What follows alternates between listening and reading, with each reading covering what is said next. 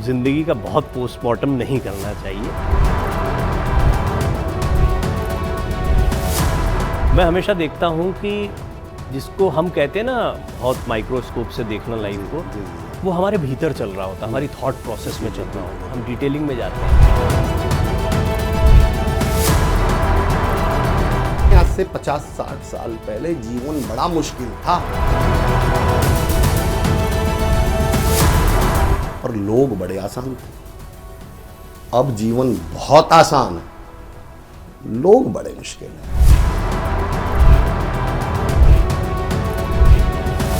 ये किसी भी चीज को बेचने की पहली शर्त क्या है कि वो चीज फ्री में अवेलेबल नहीं होनी चाहिए। पानी की बात करिए, आज पानी बिक रहा है बॉटल्स में। यही पानी आज से 30-40 साल पहले हमारे घरों में शुद्ध था, फ्री से हटा गया, इसको प्रदूषित किया गया और अभी हम इसको पानी को, साफ पानी को खरीदने के लिए क्या देने पड़ रहे हैं? पैसे। आप हवा पे आ जाइए। आज से 10-15 साल पहले या आज के डेट में भी हवा फ्री में अवेलेबल है। क्या कोई मुझे हवा बेचने आए तो मैं पैसे दूंगा क्या? पर धीरे धीरे आप देखिएगा हवा भी क्या बन चुकी है, मार्केट।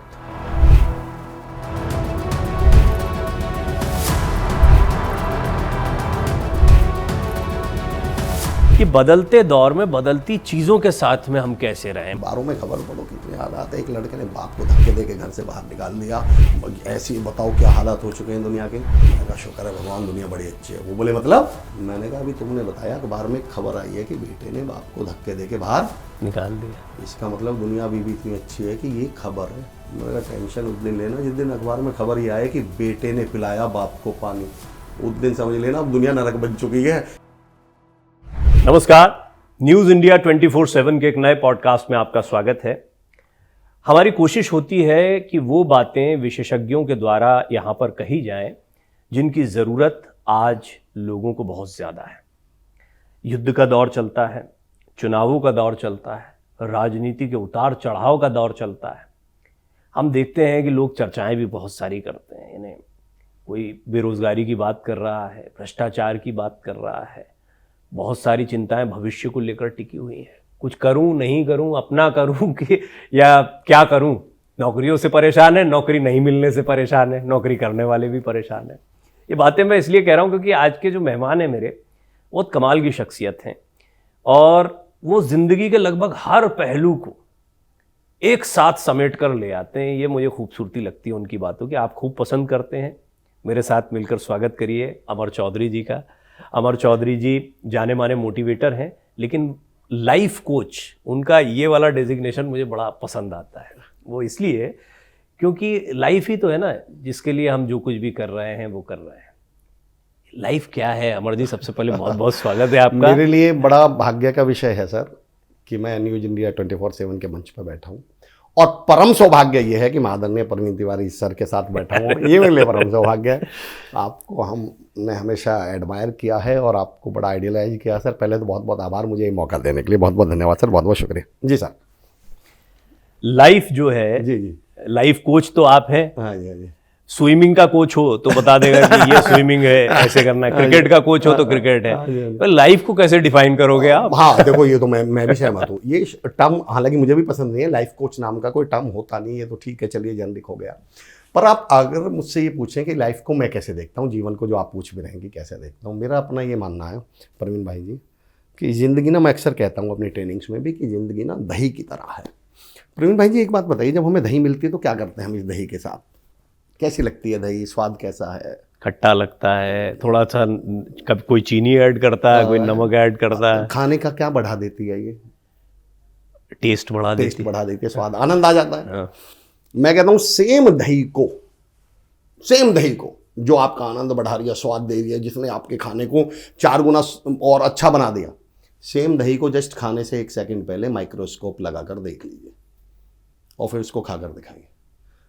खाना तो बहुत दूर की चीज़ है सर, उसकी तरफ मुंह करके नहीं देख पाएंगे। दही में बैक्टीरियाज हैं, कीड़े हैं, क्या ये हमको अमूमन मालूम नहीं है नॉर्मली? लेकिन अगर उसको खाने से पहले माइक्रोस्कोप लगा के देख लें तो फिर उसी दही को आप खा नहीं पाएंगे। मैं कहता हूँ जिंदगी दही की तरह है।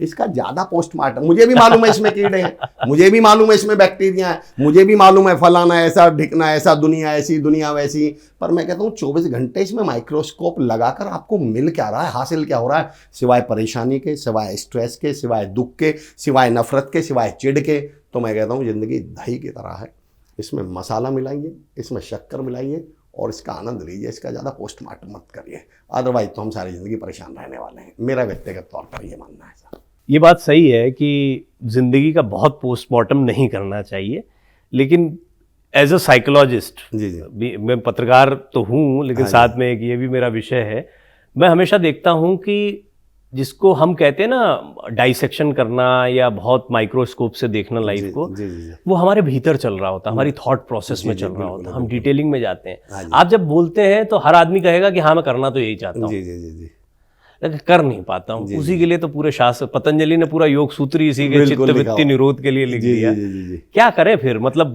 लाइफ को अगर हम बहुत डिटेलिंग में नहीं देखें, ये हो कैसे पाएगा? हाँ, ये बहुत सबसे अच्छा शानदार सवाल है सर, ये हो कैसे पाएगा। उससे पहले एक बात पे गौर करिए प्रवीण सर, मैं अमूमन इस बात को व्यक्तिगत तौर पे जब मैं ऑब्जर्व करता हूँ लाइफ को, जीने के स्टाइल को, अगर आप गौर करें सर, आज से 35, 40, 50, 60 साल पहले हमारे जो मम्मी पापा या उनसे दादा दादी का जो समय था, प्रवीण भाई मुझे एक बात बताइए प्रवीण सर, उस समय जीवन ज़्यादा मुश्किल था या आज? आज मुश्किल लगता जीने के टर्म में लाइफ। अगर मुझे उस समय एक गिलास पानी पीना है तो या तो मुझे नल पे जाना पड़ेगा और या फिर मुझे कोई सुविधाओं संसाधनों के मामले में तो अब है, कार में बैठना बहुत बड़ी बात होती थी, अब हर एक अगर आप गौर करें आज से 50-60 साल पहले जीवन बड़ा मुश्किल था पर लोग बड़े आसान थे।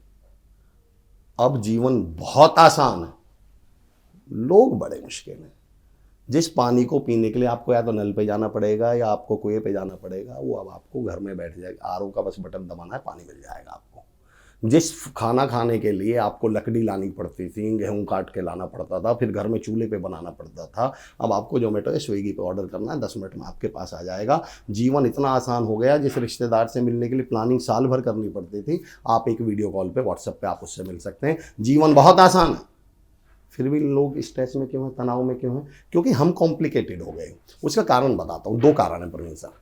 आप कभी भी देखिएगा, हमने पिछले 15-20, हम डायलॉग बाजी करते हैं सर कि सिंप्लिसिटी बहुत बड़ी चीज़ है, सादगी बहुत बड़ी चीज़ है, पर प्रवीण भाई जी मेरा ये मानना है, we love simplicity but we pay and we focus on complexity. हमें सिंप्लिसिटी पसंद बहुत है, तारीफ बहुत करेंगे, पर पे करने की बात आ जाएगी तो किसको करेंगे? अच्छा एक बात बताइए, मैं परेशान चल रहा हूँ या आप परेशान चल रहे हैं या आप परेशान चल रहे हैं, और आप 2 लोगों के पास पहुँचते हैं, बाबा कह लो, या 2 लोगों के पास पहुँचते हैं। एक आपसे कहते हैं यार कुछ नहीं, बस कुछ नहीं करना, सुबह उठो, सूरज को जल दो, माता पिता के पैर छुओ, सब ठीक हो जाएगा। दूसरे कहते हैं कि सुबह 4:30 बजे सूर्योदय से पहले काले कुत्ते की पूंछ में सफ़ेद धागा बांध के पीपल के 4 पेड़ के चक्कर लगा के पूर्व दिशा की तरफ पीट करके पश्चिम दिशा की तरफ 17 दिन लगातार जल देना है। आप बताइए पैसे किसको पे करेंगे? कॉम्प्लेक्सिटी को, कॉम्प्लेक्स वाले को। अगर वो पहले वाला आपसे ये बताने के बाद 500 रुपये मांग ले तो आपका ही डायलॉग पता क्या, अरे किस बात के यार, इस बात के कोई पैसे हैं? तो हमें भी पता है, तो सबको पता है, तो इसलिए लोगों ने अब जीवन को कॉम्प्लेक्स करना शुरू कर दिया। वो अच्छी तरह जानते थे कि ये पेमेंट नहीं करेंगे अगर हमने सिंपल चीज़ें बता दी तो। अब आप पिछले 30-40 सालों में गौर करिए, अब मैं कहता हूँ ये जीवन मुश्किल बना कैसे और अब हमें करना क्या है। मैं आपके क्वेश्चन पे आऊँगा, मैं आपके जवाब पर आऊँगा। पिछले 25-30 सालों में प्रवीण भाई गौर करिए, मेरा ये व्यक्तिगत तौर पर मानना है, दुनिया में जिस चीज़ की मार्केट बन गई, अगर एक बार चीज़ मार्केट बन गई या एक बार चीज़ बिकने लगी तो फिर उसको फ्री में तो मिलने नहीं देंगे। मैं ये कहता हूँ प्रवीण सर, एक बात बताइए, किसी भी चीज़ को बेचने की पहली शर्त क्या है? कि वो चीज़ फ्री में अवेलेबल नहीं होनी चाहिए। पानी की बात करिए, आज पानी बिक रहा है बॉटल्स में, यही पानी आज से 30-40 साल पहले हमारे घरों में शुद्ध था। पहले इसको क्या किया गया?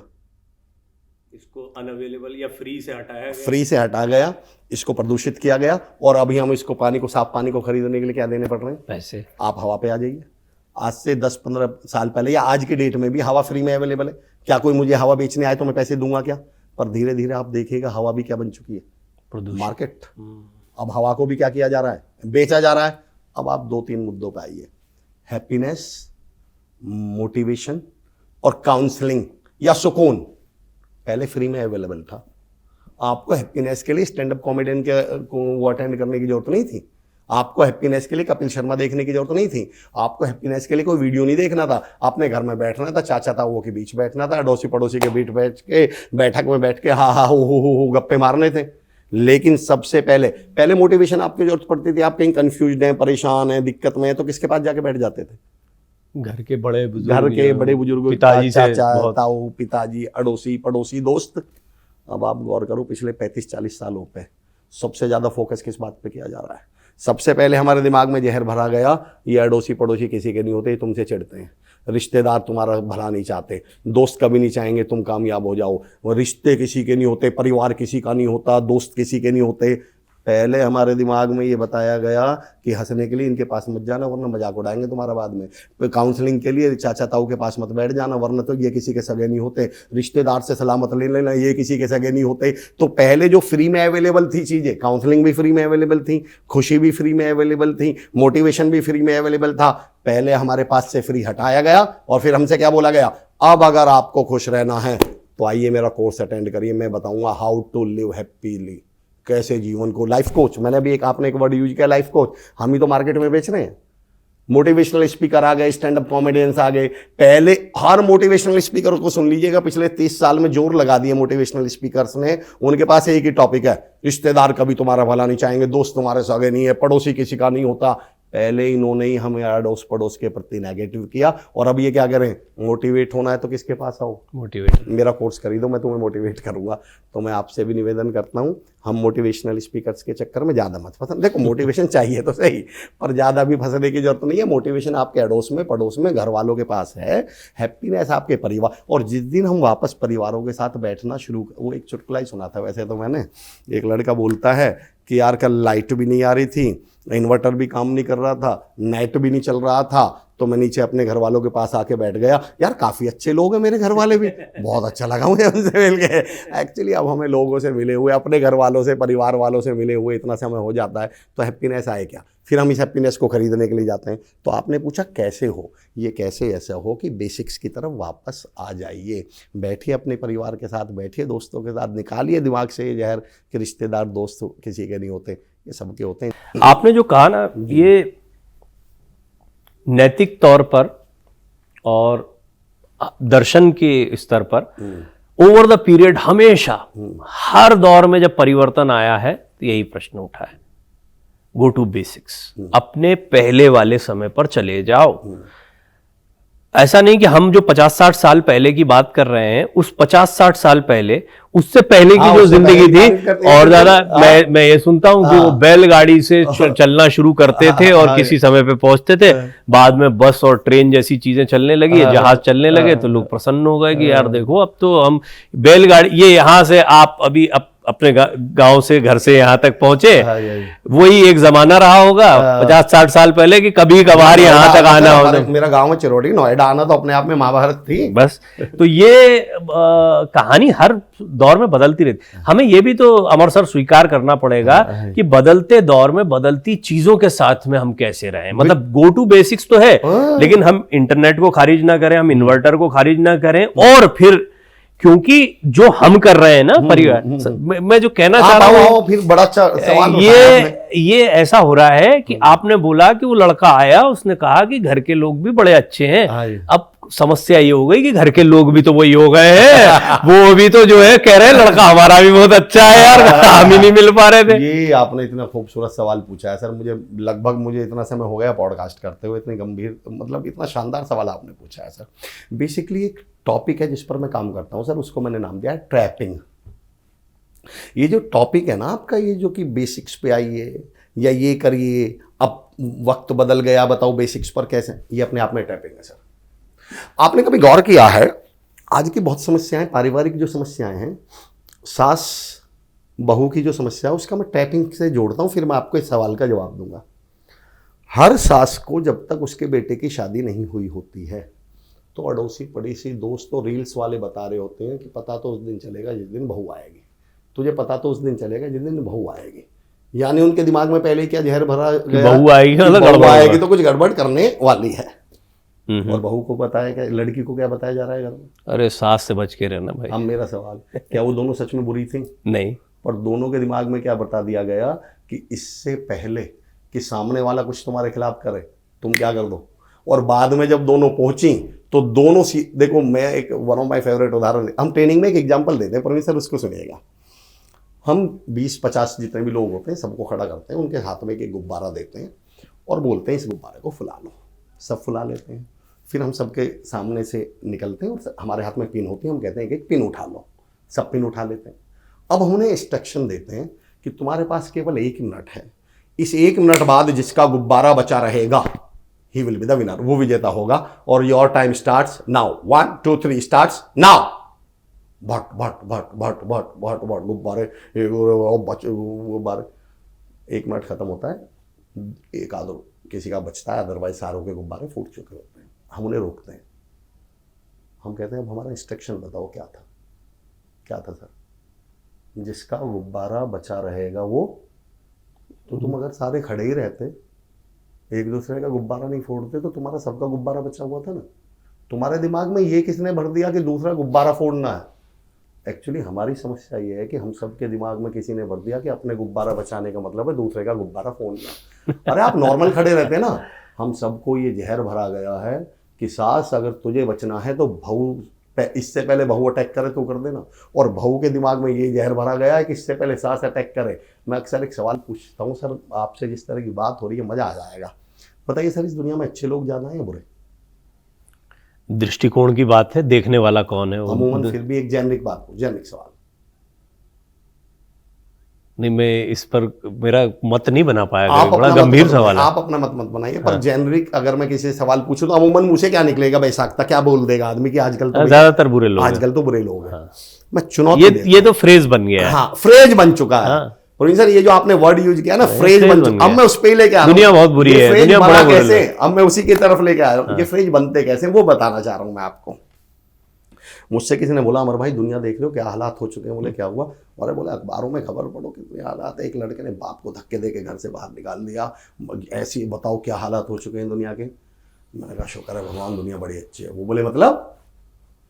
मैंने कहा अभी तुमने बताया अखबार में खबर आई है कि बेटे ने बाप को धक्के दे के बाहर निकाल दिया, इसका मतलब दुनिया अभी भी इतनी अच्छी है कि ये खबर है। मैंने कहा टेंशन उस दिन लेना जिस दिन अखबार में खबर ये आए कि बेटे ने पिलाया बाप को पानी, उस दिन समझ लेना अब दुनिया नरक बन चुकी है। इसका मतलब एक आदि बेटा बच रहा है जो बाप को पानी पिला रहा है। इस खबर का तो मायने ये है कि अभी 2-4 ही नालायक हैं जो बापों को घर से निकाल रहे हैं, बाकी 99% उन्हें घर में ही रखे हुए हैं। लेकिन फिर भी आपको डायलॉग क्या चिपका दिया गया, दुनिया। अब उसके लॉजिक पर आता हूँ सर। मैं ये कहता हूँ सर, एक डायलॉग है लोगों का कि दुनिया बड़ी मतलबी है और ये अच्छा बनने की कोशिश कर रही है। प्रवीण भाई मैं गारंटी पेपर पे साइन करके दूंगा, मैं ये कहता हूँ दुनिया बहुत खूबसूरत है, बहुत अच्छी है, पर ये बुरा बनने की कोशिश कर रही है, बुरा बनने का ढोंग कर रही है। लोग कहते हैं दुनिया बुरी है, अच्छा होने का ढोंग कर रही है। मैं कहता हूँ दुनिया, और सब जो सुन रहे हैं वो कहीं ना कहीं अपने अंदर झांक के सवाल, हमें समय नहीं मिल रहा सोचने का, बैठने का। मैं बीच में एक बात वैसे ही कहता हूँ, मैं अपने गाँव में, चिरोड़ी मेरा गाँव, मैं घर के बाहर खड़ा हुआ था, एक लड़का साइकिल लेके भाग रहा था पैदल। मैंने यार तू साइकिल पर चढ़ क्यों नहीं जाता? अरे बोले भैया जल्दी में हूँ, टाइम नहीं है। सबको ऐसा लग रहा है कि जल्दी चढ़ने में टाइम लगेगा, उन्हें ये नहीं मालूम कि चढ़ने में जो 3 सेकंड लगेंगे वो तुम्हारे 30 मिनट बचाएंगे। हर आदमी इतनी जल्दी में अंदर झांकने को, सोचने को, सवाल सुनने को, 1 मिनट होल्ड करने के लिए, रुकने के लिए तैयार ही नहीं है। सबको लग रहा है जिंदगी एक दौड़ है, सबके दिमाग में घुसा रखा, रुक गए तो फेल। अरे भाई किसने कह दिया जिंदगी एक दौड़ है? अब मैं इस मुद्दे पर आ रहा हूँ। मैं कहता हूँ, गारंटी देता हूँ, लोग कहते हैं कि दुनिया बहुत बुरी है, अच्छा होने का ढोंग कर रही है। मैं प्रवीण सर कहता हूँ दुनिया बहुत अच्छी है, बुरा होने का ढोंग कर रही है। अब रीजन बताता हूँ। थोड़ी देर के लिए सोचिए, मैं, आप, गौरव भाई, गणेश भाई, इस दुनिया में 800 करोड़ लोग माने जाते हैं। मैं कहता हूँ इस दुनिया में थोड़ी देर के लिए मान लेते हैं 800 करोड़ की जगह 8 ही लोग हैं इस दुनिया में। प्रवीण सर हैं, अमर चौधरी हैं, गौरव भाई हैं, गणेश जी हैं, सुमित सर हैं, वरुण सर हैं, और शिखा हैं और साक्षी। 8 लोग हैं इस दुनिया में। प्रवीण सर अपने घर से बाहर निकल रहे हैं, मुंबई जा रहे हैं, 8 के 8।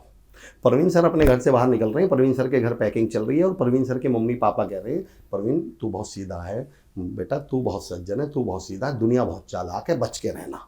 यानी प्रवीण भाई क्या है? सीधे सज्जन है, दुनिया बहुत बुरी। उसी समय अमर चौधरी के घर में पैकिंग चल रही है, अमर चौधरी के घर वाले अमर चौधरी को गाइड कर रहे हैं, समझा रहे हैं बेटा तू बहुत सीधा है, दुनिया बहुत चालाक है, दुनिया बहुत बुरी है, बच के रहना। उसी समय गौरव जी के घर चल रही है और गौरव को समझाया जा रहा है तू बहुत सीधा है, गणेश के घर में गणेश तू बहुत सीधा है, सुमित सर जी आप सीधे हो, वरुण सर आप सीधे हो, साक्षी जी आप सीधी हो, शिखा। मैं कह रहा हूँ जब हम आठों के ही आठों सीधे और सज्जन है तो ये चालाक कौन सा है फिर? ये बुरी दुनिया आई कहां से भाई? जब हम आठों के ही आठों अच्छे हैं तो ये बुरी दुनिया आई कहां से? अब मैं बताता हूं बुरी दुनिया बनती कहां से है। हमारा सर पहला बटन गलत हुआ है प्रवीण सर। अगर हम बस एक बार पलट के इस पहले बटन पे गौर कर लें, एक नियम है ना, पहला बटन, भाई मैं ये शर्ट पहन रहा हूं, ये जैकेट पहन रहा हूं और मैं पहला ही बटन गलत लगा दूं तो बाकी सारे बटन गलत लगेंगे। अब मैं बताता हूं ये दुनिया बुरी बनी कैसे। आठों बैठे, आठों सज्जन, आठों सीधे, ट्रेन में बैठे, मुंबई उतरने की बारी आई। अब प्रवीण जी एक साक्षी मैम उतर रही थी, शिखा जी उतर रही थी, तो प्रवीण जी ने सोचा मदद कर देता हूँ। प्रवीण भाई पीछे से बोले मैम मैं सूटकेस मैं उतारूँ क्या? पर साक्षी जी के दिमाग में क्या बैठाया था घर वालों ने, दुनिया बहुत चालाक है, बच के रहना, फ्रॉड है। और पर साक्षी जी क्या बोलती हैं, क्या बदतमीज, कौन हो तुम बदतमीज, मैं खुद उतार लूँगी। प्रवीण जी कहेंगे यार मम्मी सही कह रही थी, बदतमीज यार, दुनिया तो वास्तव में नालायक है। अब प्रवीण जी ने भी मान लिया दुनिया नालायक है, साक्षी मान चुकी है। हाँ। अब पीछे से शिखा जी आ रही थी, शिखा जी ने बोला एक्सक्यूज मी भैया, एक्सक्यूज मी सर, मेरी हेल्प कर दोगे क्या, थोड़ा सूटकेस उतरवा दोगे क्या? अब प्रवीण जी तो पहले ही दूध के छाछ के जले हुए, वो तो दूध के जले हुए। अब प्रवीण जी का जवाब क्या है, खुद उतार लो। शिखा क्या कहते हैं, हाँ मम्मी सही कह रही थी, दुनिया बहुत। और हम सारे के सारे मुंबई उतरते उतरते बदतमीज हो गए, हम सारे के सारे बुरे हो गए। हम बाय डिफॉल्ट, आपने बशीर बद्र साहब, माफ़ी के साथ मैं नाम बोल रहा हूँ, या तो निदा फाजली साहब का है या बशीर बद्र साहब का शेर है। एक शेर सुना है, कोई हाथ भी ना मिलाएगा अगर गले मिलोगे तपाक से, ये नए मिजाज का शहर है जरा फासलों से मिला करो। पहले दिमाग में बता दिया गया कि अगर आप किसी से आगे बढ़ के मिलोगे, देखो जहर कैसे घोला जाता है, शेर क्या कह रहा है, अगर आप किसी से अपफ्रंट होके मिलोगे, आप आगे होके मिलोगे तो दुनिया आपको हल्के में लेने लगेगी। कोई हाथ भी ना मिलाएगा अगर गले मिलोगे तपाक से, ये नए मिजाज का शहर है जरा फासलों से। गैप बना के चलो, एटीट्यूड में रहो, ईगो में रहो। मैं ये कहता हूँ प्रवीण भाई, मैंने अपने लिए एक शेर लिखा, यारो हम वो चिंगारी हैं जो पैदा हुए हैं राख से, आसमान में पहुंचे हैं यारो उठ के खाक से, और तुम हाथ मिलाओ ना मिलाओ तुम्हारी मर्जी, हम अमर चौधरी हैं गले मिलेंगे तपाक से। मेरी एक बात समझ में नहीं आती कि क्या मैं इस एटीट्यूड में जीऊं सारी जिंदगी। आपने मुझे किस्सा बयान किया था अभी, नाम का तो जिक्र करेंगे नहीं, कि एक साहब के साथ आप जा रहे थे, गार्ड ने उठ के नमस्ते नहीं की, उन्होंने गार्ड को निकाल दिया। मतलब आप अब इस लेवल पे आ चुके हो कि गार्ड साहब आपको नमस्ते नहीं कर रहे तो आपने कहा, क्योंकि सबके दिमाग में क्या चल रहा है, अच्छा और ईगो में रहना, एटीट्यूड में रहना, वरना लोग किस में ले देंगे आपको। मैं हमेशा कहता हूं प्रवीण सर, मैंने शब्दों पे बहुत काम किया है। दुनिया का सबसे बड़ा झूठ बताता हूं मैं आपको, शब्द पहले आते हैं या विचार? विचार। शब्द पहले आते हैं। मैं माफी के साथ, हो सकता है इस पे एग्रीमेंट और डिसएग्रीमेंट हो, पर मैं अगर मेरी बात पहुंच सके, देखिए कहने के लिए तो आप कुछ भी लिख दीजिए, मैं कोई यहाँ अथॉरिटी तो लेके बैठा नहीं, मैं इतना बड़ा दार्शनिक तो हूं नहीं कि मैंने कह दिया तो आप मेरी बात मान ही लीजिए, पर मैं कह रहा हूँ एक बार सोच लीजिए। ठीक बात है, आज से 60-70 लॉजिकल है आपकी बात। आज से 60-70 शब्द किसी और के और पहले से चले हुए आ रहे हो सकते हैं, जिससे विचार में बदल। बिल्कुल ठीक। अब मैं आपसे एक सिद्ध करता हूँ इस बात को। आज से 60-70-80 साल पहले जब हमारे दादा दादी का जमाना था सर, पापा जी या दादा दादी, तो अमूमन देखो दुनिया हर समय अच्छी बुरी रही है, लेकिन फिर भी परसेंटेज ऑफ हम बात करें तो कैसी बात करते हैं सर? उस समय भाई भाई का आपस में, दोस्त दोस्त का आपस में, या इंसान का इंसान से कैसा रिश्ता था, आपस में कैसी ट्यूनिंग थी, प्यार था, मोहब्बत थी, या उस समय भी पहले हमेशा अच्छा ही बताया जाता है। और ये हमने देखा भी है हमारे गांवों में भी, जॉइंट फैमिलीज होती थी, एक दूसरे को सपोर्ट कर। इवन ऐसा भी देखा है हमने सर कि जब दो भाइयों में आपस में बंटवारा होता था तो उस समय ऐसा चलता था, बड़ा भाई कह रहा नहीं यार तू रख ले आगे की जमीन, थोड़ी ज़्यादा तू रख ले, मैं बड़ा हूँ तू छोटा है, तुझे ज़्यादा जरूरत है। छोटा क्या कह रहा है, नहीं नहीं भैया मेरी तो नौकरी है, मैं तो शहर में रहना हूँ, भैया एक काम करो आप तो खेती के ऊपर डिपेंडेंट हो, भैया आप रख लो ज़्यादा। आपस में ऐसे ऐसे किस्से हमने सबने देखे। फिर मेरा एक सवाल है सर, फिर 1969 में ये गाना कौन गा रहा था कि कसमें वादे प्यार वफा सब बातें हैं बातों का क्या, और कोई किसी का नहीं है जग में, झूठे नाते हैं नातों क्या। उस समय तो नाते एक दूसरे के लिए जान दे रहे थे, उस समय तो भाई भाई एक दूसरे के लिए जान दे रहे थे, पर उस समय भी आप गाने क्या बना रहे हो कि कसमें वादे प्यार वफा सब बातें हैं, बातों का क्या। उस समय भी आप गाने क्या बना रहे हो, उस दुनिया में कोई किसी का नहीं, वो पैसे की पहचान यहाँ, इंसान की कीमत कोई नहीं, बच के निकल जा इस दुनिया से, करता मोहब्बत कोई नहीं। जब भाई भाई के लिए मरने के लिए तैयार था, दोस्त दोस्त के लिए जान देने के लिए तैयार था, इंसान इंसान को पानी पिलाए घर से नहीं भेजता था बिना, आप रास्ते चलते गाँवों में निकल जाओ, शहरों में निकल जाओ, प्याऊ लगते थे, खाना एक दूसरे को खिलाना पुण्य समझते थे। उस समय भी गाने ये बनाए जा रहे हैं। धीरे धीरे 30-40 साल बाद ये शब्द किस में बदल गए, विचार, हकीकत में, विचार में।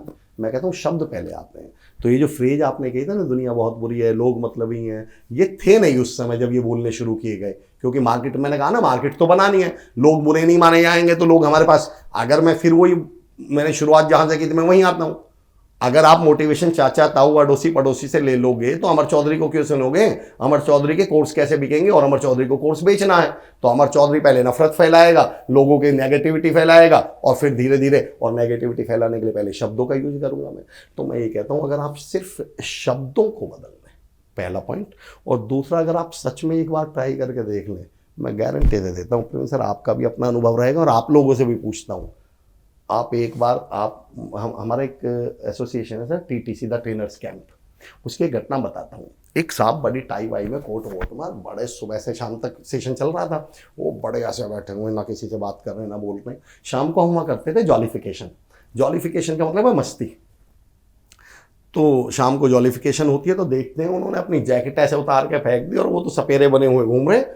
तो मैं और दिवाकर सर थे, हमने बोला यार सुबह से तो तुम बड़े उसमें थे, और अभी क्या हुआ? बोले यार मैं ये सोच के आया था कि ये सारे ट्रेनर हैं, ये भी एकड में होंगे, एटीट्यूड में होंगे, घमंड में, तो मैंने कहा मैं भी दिखाऊंगा। अब यहाँ सुबह से 6 घंटे से देख रहा हूँ, यहाँ तो कोई एकड ही नहीं दिखा रहा, कोई एटीट्यूड ही नहीं दिखा रहा, तो मैंने कहा मैं ही क्यों ढूंढूं, अलग। हम सब ऐसे ही हैं सर, हम अंदर से बहुत अच्छे हैं, और हम सबके मन में एक डर है कि दूसरे शायद डर भरा गया है कि अगर तुम सीधे बनोगे से। वो एक डायलॉग नहीं सुना आपने कि सीधे पेड़ पहले काट लिए जाते हैं, टेढ़े पेड़ों को कोई हाथ नहीं लगाता, तो कैसे बने? अब सिखाया क्या जा रहा है, कैसे बने? टेढ़े। मैं कहता हूं चलो मान लिया सीधे को पहले काट लिया गया, टेढ़े का काम बताना क्या है, टेढ़े का यूज क्या है, करूं क्या, अचार डालूं उस टेढ़े का? चलो कटा नहीं वो, पर उसका यूज तो बता दो, उसका फल क्या मिला मुझे, उसका काम क्या है? वो काम तो किसी आईना सिवा जलाने के। तो मैं कह रहा हूं सीधा कम से कम काट के किसी काम तो आएगा, तुम तो टेढ़े हो, जलाने के सिवाय किसी औकात नहीं है आपकी। तो इतने टेढ़े भी मत बन जाओ कि आप किसी काम के ना रहो। तो कम से कम हम अपनी सोच पे, अपने विचारों पे इस दुनिया को, और देखो सर अल्टीमेटली हासिल क्या हुआ? मैं कहता हूँ चलो मैं 24 घंटा एटीट्यूड में हूँ, गवर्नमेंट में, मैं मान रहा हूँ दुनिया बुरी है, सिवाय स्ट्रेस के मैंने क्या हासिल कर लिया ये मान के, सिवाय तनाव के मैंने क्या हासिल कर लिया ये मान के, 24 घंटा में स्ट्रेस में ही तो ये सोच सोच के लोग बुरे हैं, दुनिया बुरी है। मैंने व्यक्तिगत तौर पर क्या हासिल कर लिया? मैं खुश रहा क्या? मैं जीवन को जी पाया क्या? मैं आनंद ले पाया क्या? और जब मुझे यही नहीं मिला तो मैं क्या ये सिद्ध करने के लिए पैदा हुआ था इस दुनिया में कि दुनिया बुरी है? मैं ऊपर क्या भगवान ने भेजा हूँ ऑडिट करने कि मुझे ऊपर जाके भगवान जी को रिपोर्ट देनी है कि भगवान जी आप सही कह रहे थे, दुनिया बहुत बुरी है, मैं ये काम करने थोड़ी आया हूँ। मैं तो जीवन का आनंद लेने आया हूँ, जीवन को मैं खुश रहने आया हूँ। मैं एक बात तो समझ गया कि आप अपने स्तर पर एक प्रयास कर रहे हैं जी जी। कि वही शब्द अगर किसी ने नेगेटिव डाले हैं तो कुछ लोग तो होंगे जो पॉजिटिव बातों को रखकर इस पॉजिटिव विचार को भी पैदा करेंगे कि आने वाले समय में या जो भी लोग आपको सुन रहे होंगे उनके मन में एक सकारात्मक भाव आए, विचार आए। ये आपका प्रयास है, और ये तमाम अच्छे लोगों का, अच्छे लोग इसलिए क्योंकि दुनिया जो है वो ग्रे शेड में है, अच्छे बुरे ये तो हमारी खैर डेफिनेशंस हैं, लेकिन जो समाज का भला करे, जो शांति की स्थापना करे, जो लोगों को समृद्धि का मार्ग दिखाए, आनंद का मार्ग दिखाए, वो अच्छा माना जाता है। जो ये सब छीनने का प्रयास करे किसी से, या गलत खुद नहीं कर पाया तो दूसरों को भी ना करना दे, वो बुरे की श्रेणी में, ऐसे करके हम दो इसके हिस्से कर लेते हैं। तो आपका प्रयास समझ में आता है, लेकिन दुनिया तो सर जैसी है वैसी है, जैसे ग्रो हो रही है वैसे ग्रो हो रही है। आप बोल लीजिए, विवेकानंद जी बोल के गए हैं, उससे पहले शंकराचार्य जी बोल के गए हैं, ओशो बोल के गए हैं, चिन्मयानंद जी बोल के गए हैं, जय कृष्ण मूर्ति बोल के गए, बहुत लोग बोल कर गए, और चल भी रहा है, बेफजूल नहीं था वो, काम भी आ रहा है, आज भी काम आ रहा है। इस समय पर जब, जैसा मैंने पहले भी कहा था कि जब युद्ध भी चल रहा हो, जिस समय पर आप जिसको इकोनॉमिकल ग्रोथ कहते हैं ना, वो बहुत तकलीफ के साथ, एक प्रसव पीड़ा होती है हर एक की, तो एक हो रहा एडवांसमेंट, बड़ी बड़ी ताकतें पगलाई घूम रही हैं, अमेरिका जैसी और अन्य देश, कोई भी ऐसा नहीं है जो ताकतवर देश पगलाया ना घूम रहा हो। ऐसे हालात में आप जेन जी जो आज का युवा है उसको लेकर चिंता करते हैं? आप और हम तो एक ही समय के लोग हो गए, तो हमारे विचार हो सकता है कि अभी वहां पर हैं, हमारे बारे में भी वही बात की जाएगी जो आप करते हैं, अरे ये लोग ये उस जमाने के लोग हैं।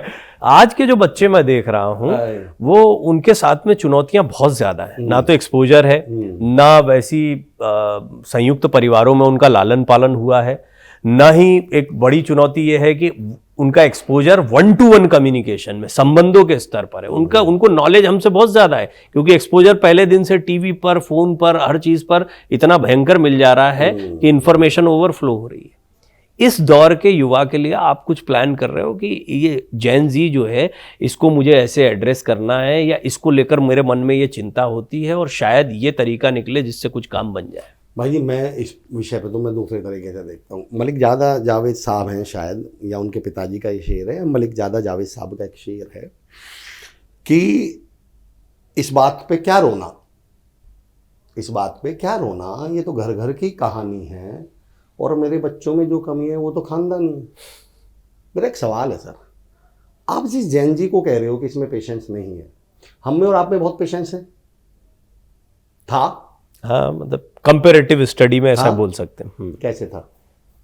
याद कीजिए, जब आप स्कूल से आते थे और आपको भूख लगी हो, मैं स्कूल से आता था और मुझे भूख लगी और मैंने मम्मी से बोल दिया कि मम्मी भूख लगी है, खाना दे दो।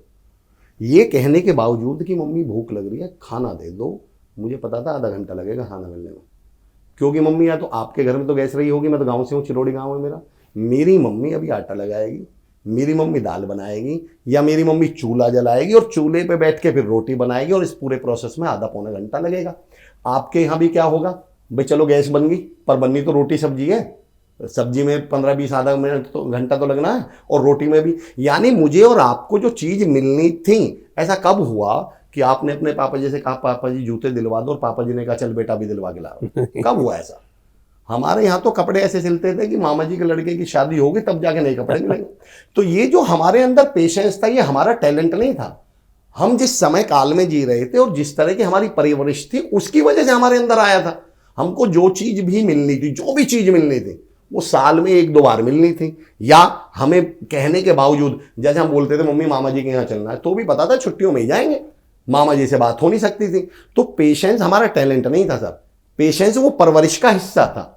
आज के बच्चे को पता है 2 मिनट में मैगी बन जाएगी, आज के बच्चे को पता है 15 मिनट में जोमेटो आ जाएगा, 10 मिनट में स्विगी आ जाएगी। तो अगर आज के बच्चे में पेशेंस नहीं है तो इसमें बच्चे की गलती है क्या? ये उनमें पेशेंस होए तो कहां से हो, मुझे तो बस ये बताइए आप, क्यों होना चाहिए? मेरा तो क्वेश्चन ही है। आप, हमारा रोना यह है कि बच्चों में पेशेंस नहीं है, मेरा सवाल ये होना क्यों चाहिए जब वो उस परिवेश को जी नहीं रहे? तो ये लोड तो हमने ले रखे हैं ना अपने ऊपर।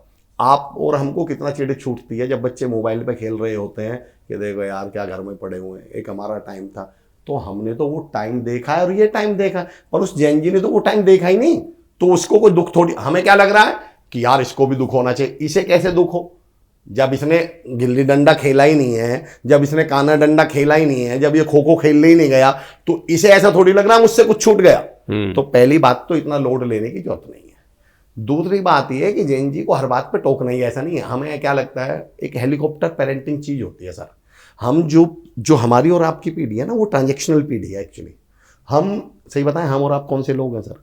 हम वो हैं जिन्होंने अपने माँ बाप से भी आप बोला था और अपनी औलाद से भी आप ही बोल रहे हैं। हमें कभी तू बोलने का मौका ही नहीं मिला। हम माँ बाप को भी आप ही कह के बात कर रहे थे, और आजकल जो हमारे बच्चे हैं उनसे भी क्या कर रहे हैं, बाबा आप इधर आइए, बाबा इधर आप आइए। तो हमें यही समझ में नहीं आ रहा गलती उनकी, मुझे तो उनकी समझ में ही नहीं आई आज तक गलती क्या है। मुझे तो समझ में आता है अब आजकल हम हेलीकॉप्टर पेरेंटिंग कर रहे हैं। हेलीकॉप्टर पेरेंटिंग समझते हैं? समझाइए। हमारे और आपके पापा जी और मम्मी के पास 3-4 बच्चे थे, उन्हें, और आपने गुस्से में बोल दिया मैं खाना नहीं खाऊंगा, तो घर वाले एक बार के बाद दूसरी बार यूं ही नहीं पूछते थे खा ले। हमें खुद को मालूम था कि भैया खुद ही खा ले, नहीं तो ये पूछने के भी नहीं है दोबारा। बल्कि घर वाले कई बार पता क्या होता था सर, अगर आपने एक बार मना कर दिया और फिर रोटी मांग ली तो मम्मी जा चल भाग। खूब बुलाई। 24 घंटा अपने बच्चों के पीछे ही घूम रहे हैं कि बच्चा कहीं ऐसा ना हो। मेरा एक अलग उदाहरण देता हूँ, इससे पता नहीं कितना कनेक्ट कर पाऊंगा या नहीं। उदाहरण गांव और शहर के ऊपर है, पर उसको आप जैन जी से और हमसे कनेक्ट कर लीजिएगा। मैं अक्सर अपनी ट्रेनिंग्स में पूछता हूँ कि गांव का बच्चे ज़्यादा फिजिकली और मेंटली स्ट्रांग होते हैं शहर के? क्या लगता है सर? ऑफ कोर्स गांव के। मेरा सवाल है क्यों?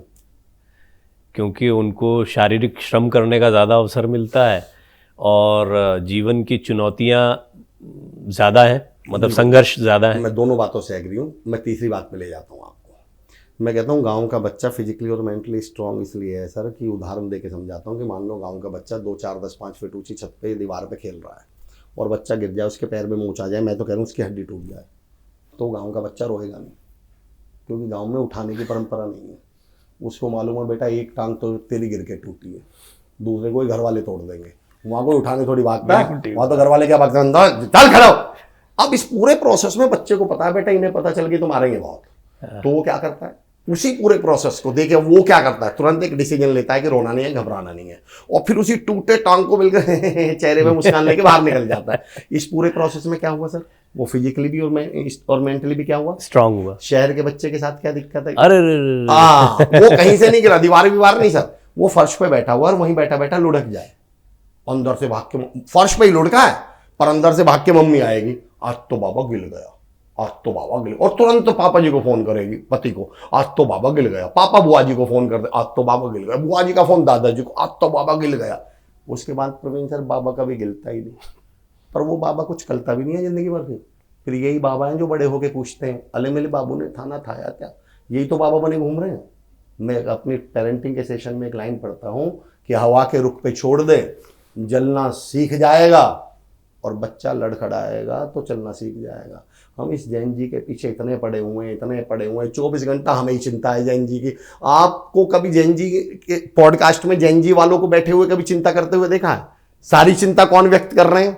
हम, नॉन जैन। तो चलो मैं आपसे एक नॉन जैन जी से एक सवाल पूछ लेता हूं, ये तो जैन जी हैं, और मैं आप लोगों से भी सवाल पूछता हूं जितने लोग सुन रहे हैं, प्रवीण सर आप भी बताना, हम भी बताना। जब हम 10वीं 11वीं में पढ़ रहे थे तो क्या हमारे, बताइए मुझे कमेंट में बताइएगा ये बात, तो 90% की तो मैं गारंटी ले सकता हूं, 90% के माँ बाप ने ये डायलॉग बोला होगा, और आप बताना आपके ने बोला है नहीं। बोले पता नहीं तुम्हारा क्या होगा, भूखे मरोगे, पता नहीं तुम्हारे जैसे लक्षण है ना, तुम कुछ कर नहीं पाओगे, ऐसा लग रहा है तुम जिंदगी में कुछ कर नहीं पाओगे, ऐसा बोला था 90%। बिल्कुल, हम तो हैं उसी में 90% से। भूखे मर गए सर? नहीं, बिल्कुल नहीं। इस हिंदुस्तान के उस बड़े मीडिया चेहरे हैं, उस मुकाम को आपने हासिल किया है जिसके लिए लोग तरसते हैं। ईश्वर की कृपा से मैं भी ठीक ठाक कर रहा हूँ। ये जो पॉडकास्ट सुन रहे होंगे इनमें से कोई डॉक्टर, कोई इंजीनियर, कोई, और मैं गारंटी देता हूँ इन्हीं डॉक्टर इंजीनियर IAS के घर वालों ने कभी ना कभी 10वीं 11वीं में क्या बोला हुआ है, देख लेना तुम क्या एक दिन भूखे मरोगे जैसे तुम्हारे लक्षण है। अरे मैं कह रहा हूँ भाई साहब, हम भूखे नहीं मरे तो ये भी नहीं मरने, ये जैन जी अपना काम कर जाएगी। ज़्यादा लोड, ज़्यादा रही बात स्ट्रेस की, रही बात तनाव की, रही बात गुस्से की, ये जैन जी में ही थोड़ी है, इनके पापा में भी है, इनकी मम्मी में भी है। जितनी भी कमियां हैं सर वो खानदानी हैं, मैं गारंटी दे सकता हूँ। जिस मोबाइल का हम, आपने कहा था ना मोबाइल, तो यस मैं कब कहता हूँ मोबाइल नहीं होना चाहिए, मैं तो दूसरा सवाल पूछ रहा हूँ। मोबाइल ने जैन जी को इतना गुस्सा दिया है, जैन पी मतलब हमारी जैन जी, हम कौन सी जैन है मुझे नहीं मालूम, पर हमको इतना गुस्सा दे रखा है, हम वैसे भी गुस्से में। देखो हम मोबाइल चलाने में भी गुस्से में और चला भी रहे हैं, ये कम से कम चलाते हुए तो मजे ले रहे हैं मोबाइल के, पर हमें मोबाइल भी चलाना और मोबाइल पर गुस्सा भी निकालना है, तो डबल काम तो हम कर रहे हैं। तो पहली बात तो जैन जी को लोड मत लीजिए। दूसरी बात, जो आपने एक सवाल पूछा था उसको अब यहां कनेक्ट करता हूं सर, जीवन को हमने कॉम्प्लिकेटेड और मुश्किल बनाया कैसे। तो सर 3 उदाहरण दूंगा। आपने कितने लोगों के मुंह से एक डायलॉग सुना होगा, हम लोग ना एक बड़ी आर्टिफिशियल लाइफ जी रहे हैं। मैं एक टॉपिक पे आजकल काम करता हूं, इस टॉपिक को मैंने नाम दिया AI। क्या मतलब समझते हैं AI से? Artificial intelligence. मैं कहता हूँ सर आर्टिफिशियल इशूज। अच्छी टर्म। हाँ, आर्टिफिशियल इशूज। ना हमारे जीवन में इतना तनाव है, ना परेशानियां, ना स्ट्रेस, जितना बना रखा लेके ढो रहे हैं। उसका भी रीजन बताता हूं। मैंने एक टर्म यूज करी थी सर, ट्रैपिंग। मैं ज्यादा लंबा नहीं जाऊंगा इस विषय पे, सिर्फ एक ही टॉपिक उठाऊंगा, और वो टॉपिक है हंसना और मुस्कुराना। तनाव में रहना, गुस्से में रहना हमने फैशन बना रखा सर। रीजन बताता हूं क्यों। मैं तो कॉर्पोरेट में सेशन लेता हूं सर, हमें तो बुलाया इसलिए जाता है कि सर ऑनरशिप पे बोलिए, सर लोग काम नहीं करते, बड़े स्ट्रेस में रहते हैं। मैं कहता हूँ सर इनकी गलती थोड़ी है, तो स्ट्रेस में ही रहेंगे। बोले जी क्यों? मैंने कहा मैं बता देता हूँ जी क्यों। बड़ी चालाकी से टैपिंग, वैसे मैं बता दूं टैपिंग क्या है। टैपिंग में बोलता हूँ दुनिया की वो खूबसूरत और कमाल की चीज़ें जो हमारी ज़िंदगी को बेहतर बना सकती हैं, हमें ही उनके प्रति बहुत चालाकी से हमें नेगेटिव कर दिया गया। हमें ही बोलते ना, क्या बोलते हैं, सुसाइड, वो ह्यूमन बॉम्ब बना दिया गया हमें ही। 2 उदाहरण दूं सर। अब पेरेंट्स भी सुन रहे होंगे और हम आप भी पेरेंट हैं। कितने पेरेंट्स को ये बताया गया है कि बच्चों की ज़्यादा तारीफ मत करना वरना बच्चे बिगड़ जाएंगे? ये डायलॉग सुना? खूब कॉमन है। अब हमें इस बात का डर है कि बच्चे की तारीफ कर दी तो बच्चे बिगड़ जाएगी। और हम बच्चों को 24 घंटा टॉन्ट मार रहे हैं, ताने मार रहे हैं, कुछ नीचा नहीं कर दिखा रहे हैं, पाएगा। ह्यूमिलेट कर रहे हैं, तो कुछ नहीं कर पाएगा तो ऐसा, ताकि ये बिगड़ ना जाए।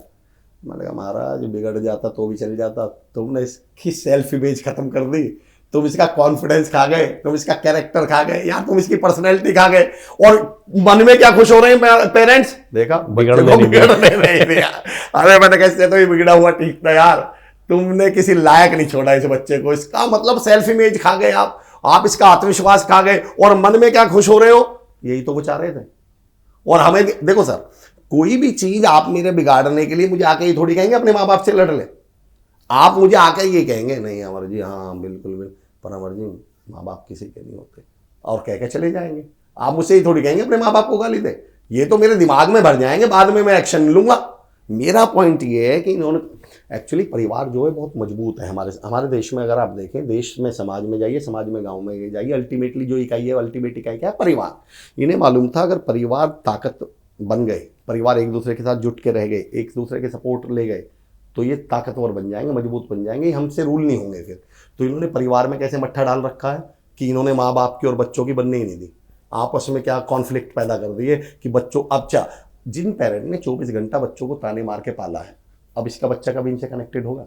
यही तो वो बच्चा है जो बाद में कनाडा जाके वापस ही नहीं आता, यही तो वो बच्चा है जो माँ बाप को नहीं पूछता। गलती तो हम कितनी भी डायलॉग बाजी कर लें जैन जी की है, पर ये जैन जी वही तो, अभी कल परसों एक घटना घटी है सर, आदरणीय नीरज वधवार साहब ने उस पर वीडियो बनाया, मैं बहुत मानता हूँ, मतलब मैं तो उन्हें दार्शनिक मानता हूँ नीरज वधवार सर को। उन्होंने एक वीडियो बनाया सर, आपने देखा बैंक की तीसरी चौथी मंजिल से एक लड़का पीयूष या कुछ करके बच्चे का नाम था, 24-25 साल का, उसने आत्महत्या कर ली।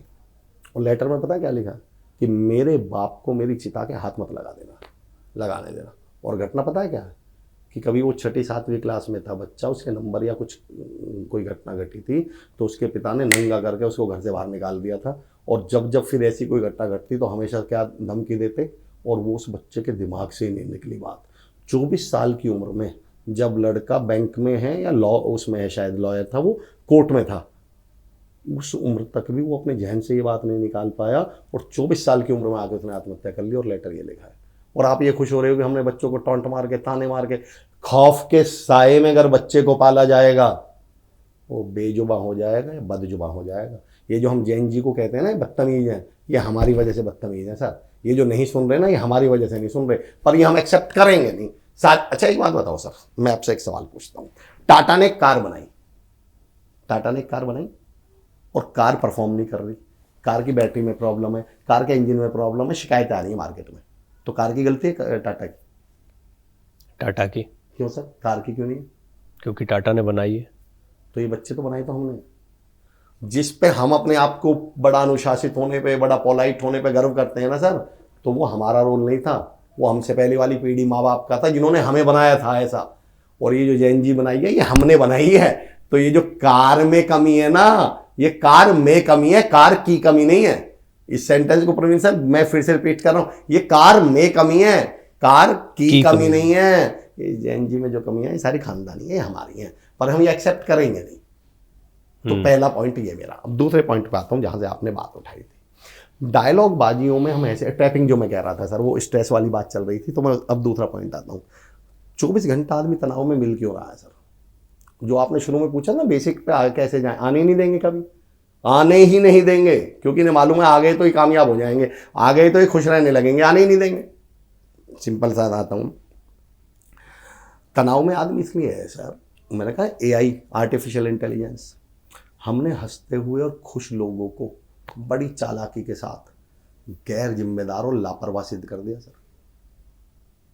और हर तनावग्रस्त, हर स्ट्रेस्ड आदमी को हम जिम्मेदार माने बैठे हैं। गंभीर आदमी है भाई।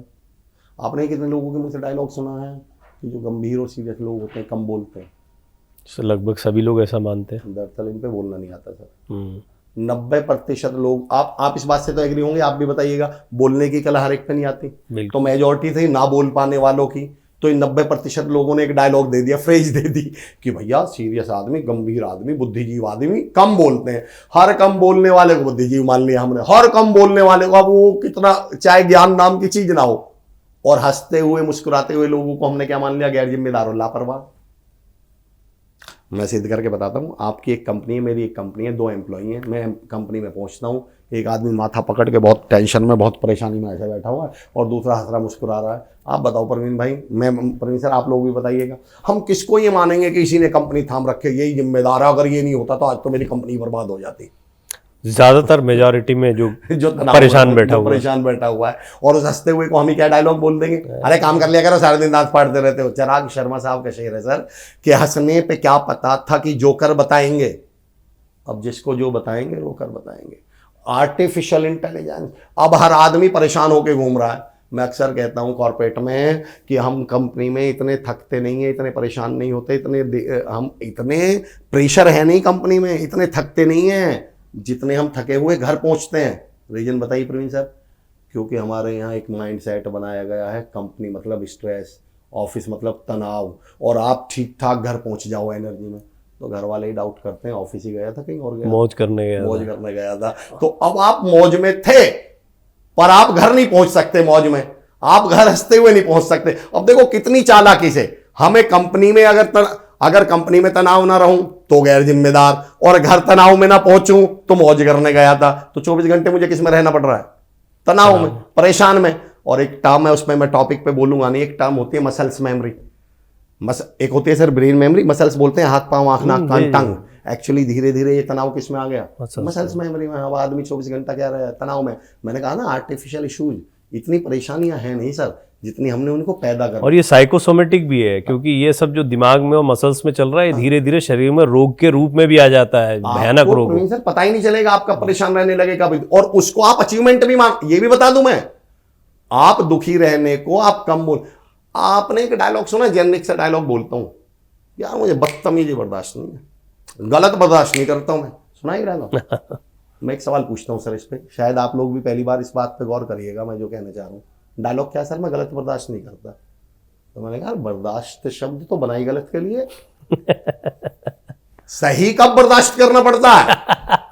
ये डायलॉग तुम लाए कहां से? होने का भाई आप कभी ऐसा बोलोगे मैं सही बर्दाश्त कर, अरे सही अभी कोई मेरे पास आए और मुझसे आके बोले यार अमर भाई क्या बोलते हो, आपके जैसा स्पीकर नहीं देखा, कमाल, आपका सही बर्दाश्त कर लेता। अब मैं क्या बोलूं महाराज, मैं आपका सही, अरे सही तो बर्दाश्त ही नहीं करना भाई, बर्दाश्त ही क्या करना था? गलत बर्दाश्ती बदतमीजी करनी थी। और तुमने क्या डाला? आप कभी आप पता कैसी बात, और इसे मुझे अफसोस किस बात का प्रवीण सर, इसे अचीवमेंट मान रहे हो कि मैं देखो गलत बर्दाश्त नहीं करता, मैं बदतमीजी बर्दाश्त नहीं करता, फिर तुम करते क्या हो? मैं अगली लाइन बोल रहा हूं, ये तो ऐसी बात हुई जैसे मैं कार खरीदने जाऊं और कार का सेल्स पर्सन मुझे पता क्या समझा रहा है, कार के अचीवमेंट में, कार के फीचर में, सर ये कार ऐसी है गड्ढे को बर्दाश्त नहीं करती, गड्ढा पड़ता ही बंद हो जाती है। अरे गुरु मैं अमेरिका में मतलब तो ऐसी कार में खरीदूं क्या? तो ये इसकी फीचर है। तो हम लोगों ने गुस्से होने को टैलेंट मान रखा है भाई। मुझे ना, मैंने तो 1 मिनट में सर मुझे गुस्सा आ जाता है ऐसी बात पे। अब मुझे पता नहीं पॉडकास्ट पे बोलनी चाहिए नहीं बोलनी चाहिए, तो ऐसी बात हुई कि मैं गुस्सा कंट्रोल, ये तो ऐसी बात हुई कि कोई बोले जी मैं टॉयलेट कंट्रोल नहीं कर पाता, जहाँ बैठा हूँ वही कर देता हूँ। ये कौन सी बात है यार? अब ये कोई अचीवमेंट है क्या? अब इसे भी कोई अचीवमेंट ही मानने लगे तो अब इसका क्या इलाज है धरती पर? तो पहली बात तो गुरु, अगर आप एक और डायलॉग बताता हूँ सर, अब डायलॉग इस देश को सर बर्बाद किया, समाज को डायलॉग्स में। हमने डायलॉग, और सोशल मीडिया जब से आया है डायलॉग चली रहा है। क्या लोगों की सच में जिंदगी में इतनी दिक्कत है? आपने कुछ लोग देखे रोज रील बनाएंगे, अपनों ने लूट लिया। अरे मैंने कहा तुम रोज ऐसा करते क्या हो कि रोज ही कोई लूटने? हमारे और आपकी जिंदगी में लूटने वाली घटना सर 1 बार घटे समझ में आए, 2 बार घटे समझ में आए, क्या हम रोज मतलब ऐसा कर क्या रहे हैं कि कोई हमें रोज ही लूट रहा है? रोज ही ये रोज की चीज है क्या? रोज इन पे रील कैसे बन जाएगी? बच के रहना आस्तीन के सांपों से, ऐसा तुम रोज कर क्या रहे हो कि तुम्हें रोज आस्तीनों के सांपों से सामना करना पड़ता है? रोज भाई मान लो आप अपने न्यूज चैनल पे आते हो, मैं अपनी मोटिवेशनल ट्रेनिंग देने जा रहा हूं, आप अपने ऑफिस जा रहे हो, तो रोज रोज रोज रोज ऐसी घटनाएं घटी कहां नहीं है जिनको आपने नॉर्मलाइज कर दिया, जेनरिक कर दिया, और फिर आप कहते हो जी स्ट्रेस है, तनाव है, तो आपकी जिंदगी में ना रहे तो किसकी में रहे? क्योंकि आप तनाव ढूंढ रहे हैं।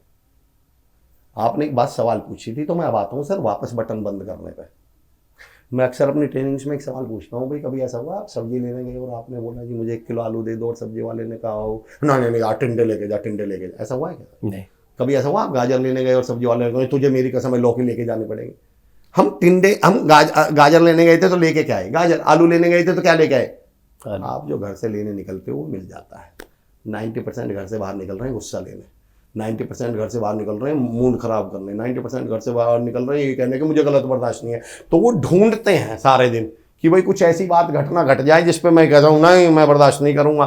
पर मैं कहता हूँ ये सब करके आपने हासिल क्या आप खुश रहे? आप मतलब आप स्ट्रेस्ड फ्री हो क्या? और नहीं हो तो एक डायलॉग और आपने बड़ा कॉमन सुना होगा, पता नहीं मुझे इस तरह, पर फिर भी मैं ये एग्जांपल दूंगा क्योंकि आपके साथ बैठना हूं तो मुझे ऐसा लगता है कि एक अलग लेवल का डिस्कशन होता है। प्रवीण सर, ये डायलॉग आपने लोगों से सुना कि अपना तो बिहेवियर, अपना व्यवहार तो सामने वाले पर डिपेंड करता है, जैसा तुम्हारा वैसा ही पलट के tit for tat, tit for tat, मतलब सामने वाले जैसे को तैसा सामने वाले पे। माफी के साथ एक उदाहरण दे रहा हूँ सर, तो फिर मैं ऐसे लोगों से कहता हूँ तो फिर आप में और कुत्ते में क्या अंतर है, आप में और जानवर में क्या अंतर है? बोले जी मतलब? मैंने कहा यार मैं कुत्ते के ऊपर हाथ फेरूं, क्या करेगा कुत्ता? दुम हिलाएगा, पूंछ हिलाएगा, चाटेगा। और उसी कुत्ते को मैं ढेला मार दूं तो क्या करेगा? काटेगा। तो इसका मतलब हम तो कुत्तों से भी गए गुजरे हैं। पर हमारे यहाँ तो छठे साठ्यम समाचरे जैसी पूरी पुरानी परंपरा रही है कि छठ जो है उसके साथ वैसा ही व्यवहार करना चाहिए, तो शास्त्रों से चला है। पर मेरा एक सवाल है कि तुम ऐसी कौन सी दुनिया में रह रहे हो कि रोज तुम्हें छठ मिल रहे हैं? ये बात सही। मेरा सवाल तो मतलब उसका आप, मैं तो आपसे ये पूछना चाह रहा हूँ। ठीक है, ये लॉजिकल है। एक बहुत बड़ी बात वो बीच में छूट गई बात, आपने कहा था पर दुनिया तो ऐसी है सर, दुनिया तो है ही ऐसी, बिल्कुल है। पर मैं एक सवाल पूछता हूँ, दुनिया में पॉपुलेशन कितनी है सर? 7 अरब 800 करोड़ लोग हैं। मैं एक सवाल पूछता हूँ सर, आपकी और हमारी जिंदगी में कभी 800 करोड़ हमें मिलेंगे क्या? नहीं। हमारा पूरा जीवन लगभग कितने लोगों के बीच गुजर जाएगा? बहुत करीबी में 100-150 लोग, 100-150 बहुत करीबी। मैं बस एक सवाल पूछता हूँ लोगों से, तो क्या हम इतने कमजोर और बेकार है और इतने मनहूस हैं हम कि हम इस 800 करोड़ में 100 लोग ढंग के नहीं ढूंढ पाए? मतलब हमें वो कौन सी दुनिया मिल गई जो 24 घंटे आस्तीन का ही सांप बने घूम रही है, जो 24 घंटे हमारे खिलाफ ही खड़ी है, साजिशी रच रही है? क्या एकता कपूर के सीरियल में जिंदगी गुजार रहे हो क्या? मेरा तो सवाल, मैं मान लेता हूं दुनिया बहुत बड़ी है, पर मेरा क्वेश्चन ये है कि हमारी तो जीवन 50, 60, 70, 80 लोगों के ही पास से गुजरना है। और मेरा एक क्वेश्चन है, अगर आपको पूरे जीवन में 50, 60 भी ढंग के नहीं मिले तो फिर खुद के बारे में सोच लेना आप कितने बेकार होंगे। मतलब आपको 50, 60 लोग भी ढंग के नहीं मिले अपने जीवन में, तो यार महाराज फिर आप कितने बुरे हो यार कि तुम बुराई ढूंढ के निकाल लेते हो क्या? चुन के ढूंढ लूंगा बुरे लोग। तो मेरा पॉइंट ये है सर, वो जो मैं माफी के साथ वो जानवर वाली बात कह रहा था, मैं ये कह रहा हूं सर, ये तो गुण जानवर का है सामने। भाई मैं ये कहता हूं, चलो मुझे समझ में आ गया, आपको समझ में आ गया प्रवीण सर, हमारा आदमी अच्छा नहीं है, अरे हमारे को ब्लॉक करो, अमर से बात करनी बंद करो, अमर को अपने जीवन से अलग करो। ये कौन सी बात हुई कि रोज अमर से मिलूंगा, रोज तनाव लेके आऊंगा? ये मान लेता हूं, चलो आपके ऑफिस में कोई ऐसा बंदा है, मान लो आपका काम करना आपकी मजबूरी है, पर मैं ये भी तो मानता हूं उसको रिड्यूस भी तो कर सकते हो, इंटेंसिटी तो कम कर सकते हो, अपने काम पे भी तो फोकस कर सकते हैं। मेरा बस ये कहना प्रवीण सर कि आपको सच में डिसीजन लेना पड़ेगा कि आप अपने जीवन में क्या चाहते हैं। सर एआई की अभी आप थोड़ी देर पहले बात कर रहे थे, कैसे काम करती है एआई? अच्छा चलो एक बात बताता हूँ, जो आदमी गुस्सा करता है, जो आदमी चिढ़ता है, या जो आदमी ये नहीं करता, वो इन्हें रोज ऐसी सिचुएशन नहीं मिल जाती क्या डेली? वो कैसे मिल जाते हैं? सर सीधा सा लॉजिक मैं तो एक समझाऊं, आप यूट्यूब पे जाइए, गूगल पे जाइए और आप एक वीडियो सर्च करिए कॉमेडी, शाम तक फिर सारे वीडियो कैसे आएंगे? अगर मैं शुरू में ही सुबह उठ के कॉमेडी हंसता हुआ वीडियो या हिंदी गाना, या मैं आप कभी सर ऐड पे देख लेना, आप एक जूते को क्लिक कर दो, ऐड जूते के क्लिक को, आपके पूरे फीड में क्या आने लगेंगे? अरे हम तो बात करते हैं किसी बारे में तो वो उसके ऐड आने लगते हैं ना सर, उसके ऐड आने लगते हैं ना। अब मेरा बस एक सवाल है, यानी ये ऐड कंट्रोल में किसके है? ऐड अपने मन से तो नहीं आया? सोशल मीडिया और नहीं। हमारे दिमाग में जो हमारी अपेक्षाएं चल रही हैं, मैं कह रहा हूँ देखिए सर, फ्रीक्वेंसी एक चीज, एक उदाहरण है, बेसिक सा उदाहरण है, इसलिए मैं उसको लेता नहीं। न्यूज चैनल और जो आपके एफएम रेडियोज हैं, इस पर चैनल तो सैकड़ों हैं, पर मेरे रेडियो में कौन सा चैनल बजेगा ये इस बात पे थोड़ी डिपेंड करता है दुनिया में कितने चैनल हैं, ये तो इस पर डिपेंड है ना, मैंने फ्रीक्वेंसी कहाँ सेट की हुई है। अब मैं फ्रीक्वेंसी सेट कर लूं 100.1 पे पुराने गानों, और फिर क्या नए गाने नहीं चल रहे हैं भाई साहब, तो रेड एफएम पे लगाइए ना, 92.7 पे लगाइए। ये कौन सा लॉजिक हुआ? मतलब मैं चैनल भी वो लगाऊंगा फिर कहूंगा दुनिया ऐसी है। मेरा पॉइंट ये, ऐसा आप रोज कौन सा चैनल लगा देते हो जिसमें रोज बुरे ही लोग मिल जाते हैं, रोज तनावग्रस्त लोग मिल जाते हैं, रोज ही परेशान हो, रोज ही टेंशन में हो आप। जड़ हमारे अंदर ही। यानी इसका मतलब सुबह सुबह हम मैसेज देते हैं, और अफसोस इस बात का सर, हम इसे अचीवमेंट समझते हैं। गुस्सा होना हमने अचीवमेंट समझ रखा है, और हमने टैपिंग करके, चलो एक लास्ट टैपिंग पे एक उदाहरण याद आ गया था, गलती हमारी नहीं है, हमारे दिमागों में जहर क्या भरा गया। हर बदतमीज आदमी को, हर मुंहफट आदमी को हमने क्या बोला है, यार मन का बहुत साफ है, बिल्कुल सच्चा साफ आदमी है, मुंह पे बोल देता है। और जरा सा विनम्र हो, जरा सा पोलाइट हो, जरा सा प्यार से बात करता हो, तो उसी को हम क्या बोल, बहुत चालू चीज है, बहुत ठग है, मीठा बोलने वालों से बचो। मैं एक आदरणीय एक साहब, मैं नाम नहीं लेना चाह रहा, मैं आज इत्तेफाक से सुबह एक रील देखी मैंने उनकी, हंसने के ऊपर। उनकी बाकायदा एक रील है जिसमें वो कह रहे हैं कि कभी रामायण महाभारत ऐसे सीरियल देखिएगा, धार्मिक सीरियल, उसमें देखना राम जी तो नहीं हंसते, सीता माता तो नहीं हंसते, लक्ष्मण जी तो नहीं हंसते, जब भी हंसते हैं राक्षसी क्यों हंसते हैं? बोले हंसना राक्षसों का काम। अब बताओ, अगर मैं इस घटना को सच मान लूं तो आज के बाद में और आप हंसने की बजाय क्या होने लगे, भगवान बनना है तो क्या रहो। कहां से लॉजिक ढूंढ के, यानी अब हंसे कैसे आदमी, हमने तो हंसने वाले को राक्षसी बता दिया। यानी हर विनम्र आदमी हमारी नजर में मीठा ठग है, हर विनम्र आदमी, हमने तो नियम ही क्या बना लिए, कोई आपकी तारीफ कर दे आके तो हम क्या बोलते हैं, काम बता काम। यानी तारीफ करता हुआ आदमी ठग लगता है, तारीफ करता हुआ आदमी मतलबी लगता है, तारीफ करता हुआ आदमी झूठ बोलता लगता है, उसे चापलूसी करने से कोई काम, तो कोई किसी की तारीफ करे कहाँ, कोई पॉजिटिव बोले कहाँ। तो हर वक्त हर आदमी अब क्या कर रहा है, मुंह पे बोले जा रहा है सब। मैं तो सच बोलता हूँ, ये सामने वाले को बुरा लग जाए, मैंने कहा महाराज एक बार अपना इनकम टैक्स की रिपोर्ट दोगे, ITR दोगे मुझे? बोले जी क्या हुआ? मैंने कहा देखना चाह रहा हूँ कितने सच्चे हो, इनकम टैक्स ईमानदारी से ही भरते होगे। ये सारे मुंह पे सच बोलने वालों के ITR निकलवा दो, चलो पता चल जाएगा कितने सच बोल रहे हैं। जितने भी मुंह पे सच बोलने वाले हैं ना, इनके वो बिल लगा लेना, ये जो मार्केटिंग के लिए घर से कंपनी की तरफ से बाहर निकलते हैं, ये 2000 के कमरे के 3000 का बिल लगाते हैं, 400 के खाने के 600 का बिल लगाएंगे, और तब सच्चाई कहाँ चली गई यार आपकी? सारा सच मुंह पे बोलने कोई बच रहा है? मतलब आप कड़वा और बदतमीज बोल के, एक डायलॉग नहीं दे रखा, सच तो क्या होता है, कड़वा। कड़वा। मैंने एक साहब 2-3 बार बोल दिया, मैंने कहा यार ये कौन है ये जो सामने बैठे हैं? बोले मेरे पापा जी। मैंने कहा सच है? बोले हाँ। मैंने कहा कड़वी बात है ये। मैं किसने कहा कि सच कड़वा होता है? मैंने कहा हम पे सच बोलना आता नहीं, तो हमने शॉर्टकट क्या निकाल लिया, कड़वे बोलो, बदतमीजी से बोलो, डायलॉग लास्ट में क्या चिपका देना जी, सच क्या होता है, कड़वा होता है। हमने, मैं कहता हूँ इससे हासिल किया। मेरा तो लास्ट में सवाल वही रहेगा सर।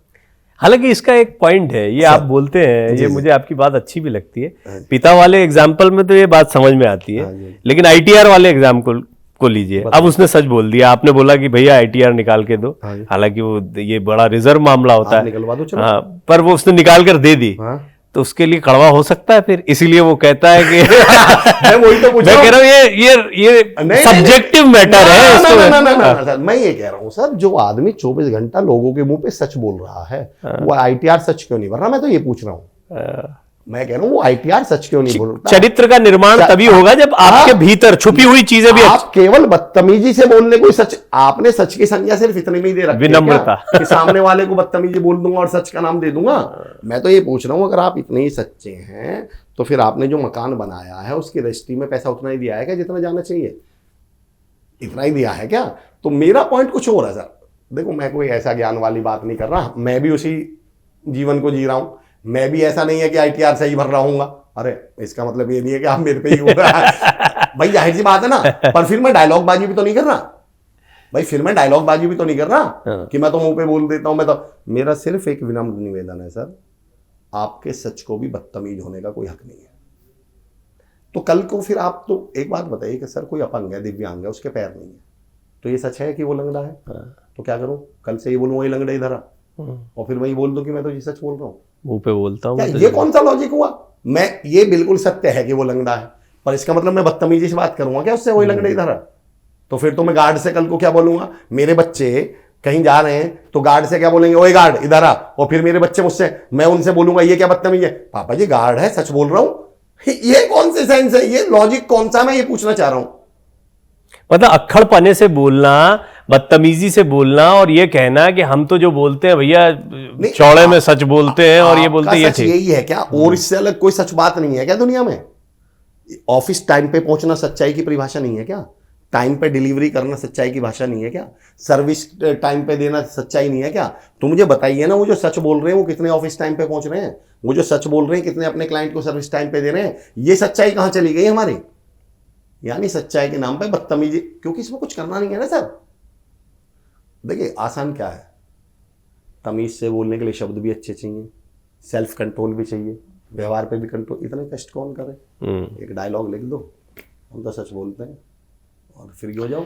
नहीं, मैं आपकी बात को बहुत अच्छे से समझा कि अभी ये जो ट्रैपिंग आपने बताई है कि बहुत सारे फ्रेजेस ऐसे हैं कि जिनको हमारे दिमाग में घुसेड़ दिया गया है, और सच बात यह है कि आप बदलोगे जग बदलेगा। दुनिया ऐसी है, दुनिया में सब चल रहा है, ये ठेका आपको नहीं लेना चाहिए। पहले आपको अपने भीतर चल रही दुनिया को देखना चाहिए और उसमें परिवर्तन लाना चाहिए। एक बात ये सर, और दूसरा सर, ये जो चैलेंजेस बहुत ऐसा हो गया, ये रोज रोज घटने वाली घटनाएं नहीं है सर। मैं नीतू अपनी वाइफ से कहता हूं, नीतू 2-3-4 महीने में गुस्सा आना ये परिस्थिति जन्य है। अगर मैं आऊं और 3-4 महीने बाद कभी ऐसा लगे आज तो नीतू का मूड खराब है, तो मुझे लगे कोई घटना घटी है। मैं रोज घर पहुंचूं और रोज नीतू का मूड खराब हो तो चौथे दिन मैं ही क्या मान लूंगा, यार इसका तो काम है। अब घटना कुछ नहीं घट रही, अब आपकी आदत है मूड खराब रखना, अब आपकी आदत है गुस्सा करना। अगर एक बात तो बताइए, आप मुझे एक बात बताइए, आपने जीवन में कुछ ऐसे लोग देखे जब मिलेंगे हंसते मिलेंगे? हाँ। और ऐसे भी देखोगे जब मिलेंगे तनाव में मिलेंगे। मैं बस उनसे एक सवाल पूछ रहा हूँ, उनसे बस एक सवाल, क्या इस तनाव वाले के जीवन में आज तक कोई ऐसी घटना ही नहीं घटी, कोई ऐसा पल ही नहीं आया जब ये खुश रह सकता हो? फिर ये दिखता क्यों नहीं? और क्या वो जो हंसता घूम रहा है, क्या उसकी जिंदगी में ऐसा कोई पल ही नहीं आया जब? एक्चुअली सबने अपनी अपनी जिंदगी को चुन लिया है। अब जैसा आपने चुन लिया है, ये भी बता दूं सर, वैसी आपके साथ घटनाएं घटनी। एआई, ये तो कल परसों का एआई है सर, सबसे बड़ा एआई तो ऊपर बैठा हुआ है भाई। सबसे बड़ा तो एआई ऊपर बैठा हुआ है, सबसे बड़ा सॉफ्टवेयर, सबसे बड़ा कंप्यूटर तो ऊपर बैठे हुए हैं भगवान जी परमात्मा। उन्होंने कहा कि जैसा मेरे बच्चे का आदेश होगा, जैसे मेरे बच्चे के मुंह से, चैट जीपीटी कर क्या रहा है, एआई क्या कर, जो आपके मुंह से निकलेगा उसका आपके सामने ला देगा। तो ऊपर वाले बैठे हुए हैं, बोलते हैं कि अरे यार दुनिया बहुत बुरी है। भगवान कहते हैं कि चलो भाई, इसके साथ मैं एक, चलो अलग टॉपिक है सर, एक लाइन पढ़ता हूँ मैं। हाँ, ये अच्छा टॉपिक है, इस पर कभी बात की जा सकती है। मंत्र बड़ा फेवरेट टॉपिक है सर, मंत्र वाला। हम दुखी और तनाव में हैं क्यों? मैं एक शब्द का प्रयोग करता हूँ कि जब भी आपसे कोई कहता है मंत्र का जाप करना, तो प्रवीण सर कम से कम कितनी बार के लिए बोलता है कि कम से कम इतनी बार? 108 बार। मेरा एक सवाल है सर, क्या मैं इस घड़ी को 108 घड़ियों के पास रखूंगा तब ये घड़ी कहलाएगी? अकेली घड़ी नहीं है क्या घड़ी? क्या मैं इस मोबाइल को 108 मोबाइल के पास रखूं तो ये मोबाइल कहलाएगा? अकेले में मोबाइल नहीं है क्या ये है? तो मेरा सवाल, अगर वो मंत्र है तो अकेले में मंत्र क्यों नहीं है? 108 बार बोलने से ही मंत्र बनेगा वो? ये कौन सा लॉजिक है? दरअसल सच्चाई ये है सर, किसी भी शब्द को, इवन मैं कह रहा हूँ साधारण शब्द को, हमारे सनातन धर्म में तो ये कहा गया है, घटना वृंदावन की सुनाई जाती है, मैं उसकी डिटेल नहीं जानता, पर एक सुमित सर है मेरे बड़े हिप्पो कॉर्पोरेशन के ओनर, वो बहुत आध्यात्मिक व्यक्ति हैं, वो सुनाते हैं कि कोई साहब किसी गुरु के पास चले गए गुरु नाम लेने। वो देखने में ऐसा ही था वो जो गया था। अब 1-2 दिन गया, वो चक्कर काटता रहा, तो गुरुजी नाम दे दो, गुरुजी इग्नोर करते रहे। तीसरे चौथे दिन गुरुजी, अरे गोबर भाग, अरे गोबर भाग। उसे लगा गुरुजी ने ये मंत्र दिया। वो घर आया और उसने मंत्र जाप शुरू कर दिया, अरे गोबर भाग, अरे गोबर भाग। 2-3 महीने हो गए। एक दिन ऊपर से विष्णु जी उठे और चलने लगे। माता रानी पहुंची, लक्ष्मी बोली क्या हुआ, कहाँ जा रहे हो? अरे बोले वो भक्त बुला रहा है ना। बोले कहाँ? अरे बोले वो जाप कर रहा है ना। बोले जाप कर रहा है वो तो गोबरदास भाग, गोबरदास भाग। हाँ बोले हाँ मुझे बुला रहा है, मुझे बुला रहा है वो। हमारे यहाँ तो ये माना जाता है कि किसी साधारण शब्द को भी अगर आप बार बार बोलें, बार बार बोलें तो वो अभिमंत्रित हो जाएगा। अभिमंत्रित शब्द पे गौर करिए सर, अभिमंत्रित यानी वो शब्द जिसके अंदर जान पड़ गई हो, और जिसके अंदर अभिमंत्रित हो गया, जो जान पड़ गई, वो मंत्र है। और सर एक बार वो जिंदा हो गया, अगर वो मंत्र बन गया, फिर दुनिया की कोई ताकत उसे सत्य सिद्ध होने से नहीं रोक सकती। अब हमारे मंत्र क्या है प्रवीण सर? परेशान है, मैं परेशान हूँ, पैसा नहीं आ रहा है, पैसा नहीं आ रहा, जेब में कुछ नहीं है, दुनिया बुरी है, मैं तो तनाव में हूँ।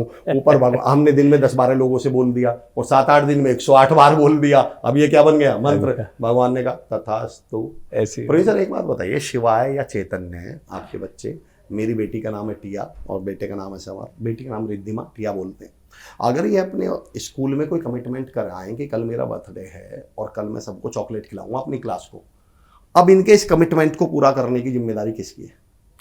हमारी माँ बाप की जिम्मेदारी। हाँ, चाहे मेरी जेब में पैसे भी ना हो तो 90% केस में माँ बाप क्या करेंगे, चाहे पड़ोसी से उधार मांग के लाएं, पर यार बच्चा कह के आया, बच्चा झूठा बड़ी सिद्ध सुंदर नहीं होना, बात आपका, बच्चा झूठा सिद्ध नहीं होना, आपका संकेत समझ रहा है, बहुत सुंदर है। बच्चा झूठा नहीं सिद्ध होना चाहिए। हम सबके परम पिता कौन है, हम सबके पिता कौन है, ईश्वर। अब अमर चौधरी ने कहा मेरी तो किस्मत खराब है, मैं परेशान हूं, तो इसको सत्य सिद्ध करने की जिम्मेदारी कौन? भगवान कहते हैं नहीं, देखे यार मेरे बच्चे की बात झूठी सिद्ध ना हो जाए, मेरा बच्चा झूठा सिद्ध ना हो जाए, इसकी जिंदगी में ऐसी ऐसी घटना घटवाओ कि पड़ोसी अड़ोसी कहने लगे यार अमर भाई तुम सही कह रहे थे, तुम्हारी तो किस्मत ही खराब है, तुम गलत नहीं, तुम झूठे। अब हमें सत्य सिद्ध करना किसकी जिम्मेदारी है? भगवान की। तो मैं कहता हूं, और दूसरी बात कहता हूं सर, भगवान अमूमन कहते हैं कहाँ है भगवान? हमारे अंदर। तो मैं कहता हूँ जब आप कहते हैं हमारी किस्मत खराब है, तो आवाज़ कहाँ से आई? अंदर से। और अंदर कौन बैठे हैं? तो मैं कहता हूँ गुरु तुमने तो अपने भगवान के ही मुंह से कहलवा दिया मेरी किस्मत खराब है, और जिसके भगवान के ही मुंह से निकल गए मेरी किस्मत खराब है, इसे ठीक करे कौन? तो मैं कहता हूँ प्रभु ये कहने के लिए तो दुनिया पड़ी हुई है, आप खुद क्यों कह रहे हो? शब्दों पे अगर कोई मुझसे पूछे ना सर, मैं कहता हूँ सिर्फ शब्दों पे काम करिए। शब्दों को मैं कहता हूँ सर, शय की जगह, मैं नॉर्थ मतलब मैं वेस्टर्न यूपी से हूँ, तो हमारे यहाँ स और शय में ऐसा चल जाता है, तो शय की जगह अब मैं स वर्ड यूज करूँगा, स लेटर यूज करूँगा सर। वो देखना, मैं कहता हूँ शब्दों नहीं है ये है शब्दों। शब्दों जो इस दुनिया में आपको चाहिए वो आपके शब्द आपको दे देंगे, सब दे देंगे। आपको कहना है मैं परेशान हूँ, या परेशानी दे देंगे, मैं तनाव में हूँ, तनाव दे देंगे, आप मैं तो बड़ा खुश हूँ, ये खुशियाँ दे देंगे, अरे जिंदगी मौज में चल रही है, ये मौज देते रहेंगे। आपको तय करना है। एक ट्रैपिंग और बताता हूँ प्रवीण सर, जो बड़ी चालाकी है। एक्चुअली ये चाहते ही नहीं थे कि हम कभी अपने आप को, आपने पूछा था ना बदले कैसे, एक्चुअली ये चाहते ही नहीं थे कि हम बदल पाए। एक बात बताओ प्रवीण सर, मैं आपको बड़ा मानता हूँ और मैं आपसे कोई एडवाइस लेने आऊँ और आप नहीं चाहते मेरा भला हो जाए, या मैं नहीं चाहता आपका भला हो, तो मैं ये भी नहीं कह सकता कि आपसे एडवाइस नहीं दूंगा मैं आपको, पर मैं फिर आपको एडवाइस भी ऐसी दे दूं कि कभी आप मंजिल पे ही ना पहुंचना। अब मैं उदाहरण देता हूँ, जितने भी लाइफ कोचेस, जितने भी मोटिवेशनल स्पीकर, मैं भी एक मोटिवेशनल स्पीकर, लाइफ कोच शब्द को तो मैं बहुत नहीं मानता, लेकिन लाइफ के बारे में, लाइफ का उपासक हूँ, लाइफ के बारे में बात करता हूँ। मैं लाइफ कोच शब्द से मैं बहुत कनेक्ट नहीं करता हूँ, लेकिन मैं ये मानता हूँ लाइफ के बारे में मेरा एक नज़रिया है, मैं लोगों तक पहुँचाने की कोशिश कर रहा हूँ। आप मुझे बताइए, जितने भी लाइफ कोच हैं, जितने भी बाबा हैं, जितने भी संत, वर्ड यूज नहीं करूँगा, संत तो संत होते हैं, उनका तो कोई मुकाबला है नहीं, पर जितने भी बाबा, जितने भी हम जैसे मोटिवेशनल स्पीकर, लाइफ कोचेस हैं, क्या कहते हैं, कहाँ से बदलें, अंदर से बाहर से? अंदर से। ये और बड़ी ट्रैपिंग है सर। ये ऐसा जवाब उन्होंने दिया है कि उन्होंने जवाब भी दे दिया और हम कभी बदल नहीं पाएंगे।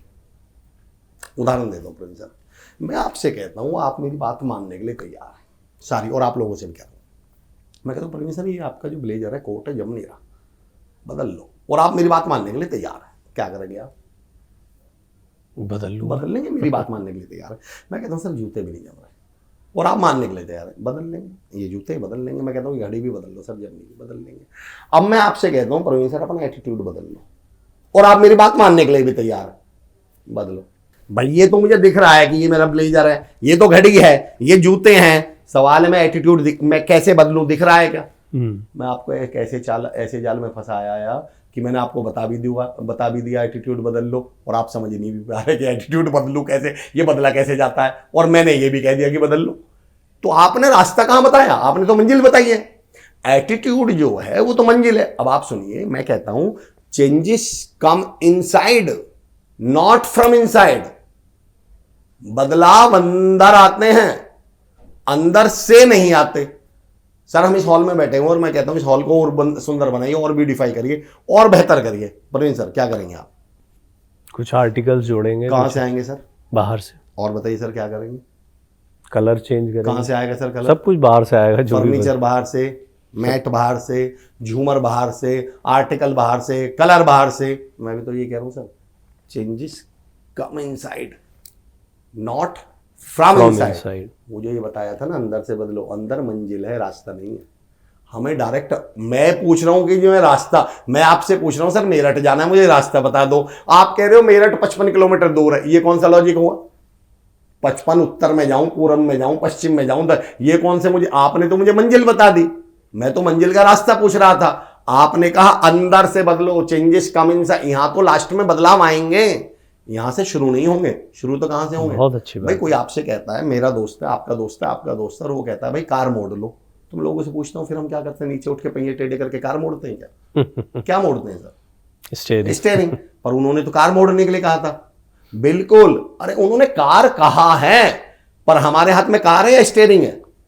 बहुत अच्छी बात है। अब मैं आपसे एक सवाल पूछता हूं, मैं कहता हूं सर कार थॉट्स हैं और स्टेयरिंग शब्द हैं।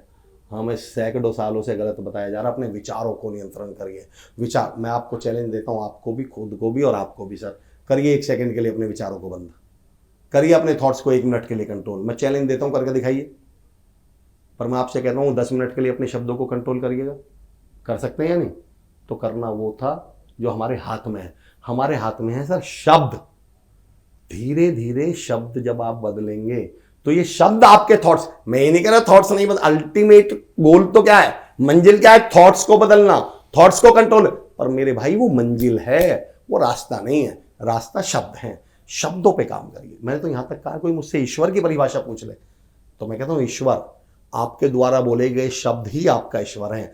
ईश प्लस स्वर, आपके मुंह से निकले गए पवित्र पावरफुल वर्ड्स ही क्या है? पॉजिटिव वर्ड्स ही क्या है? ईश्वर।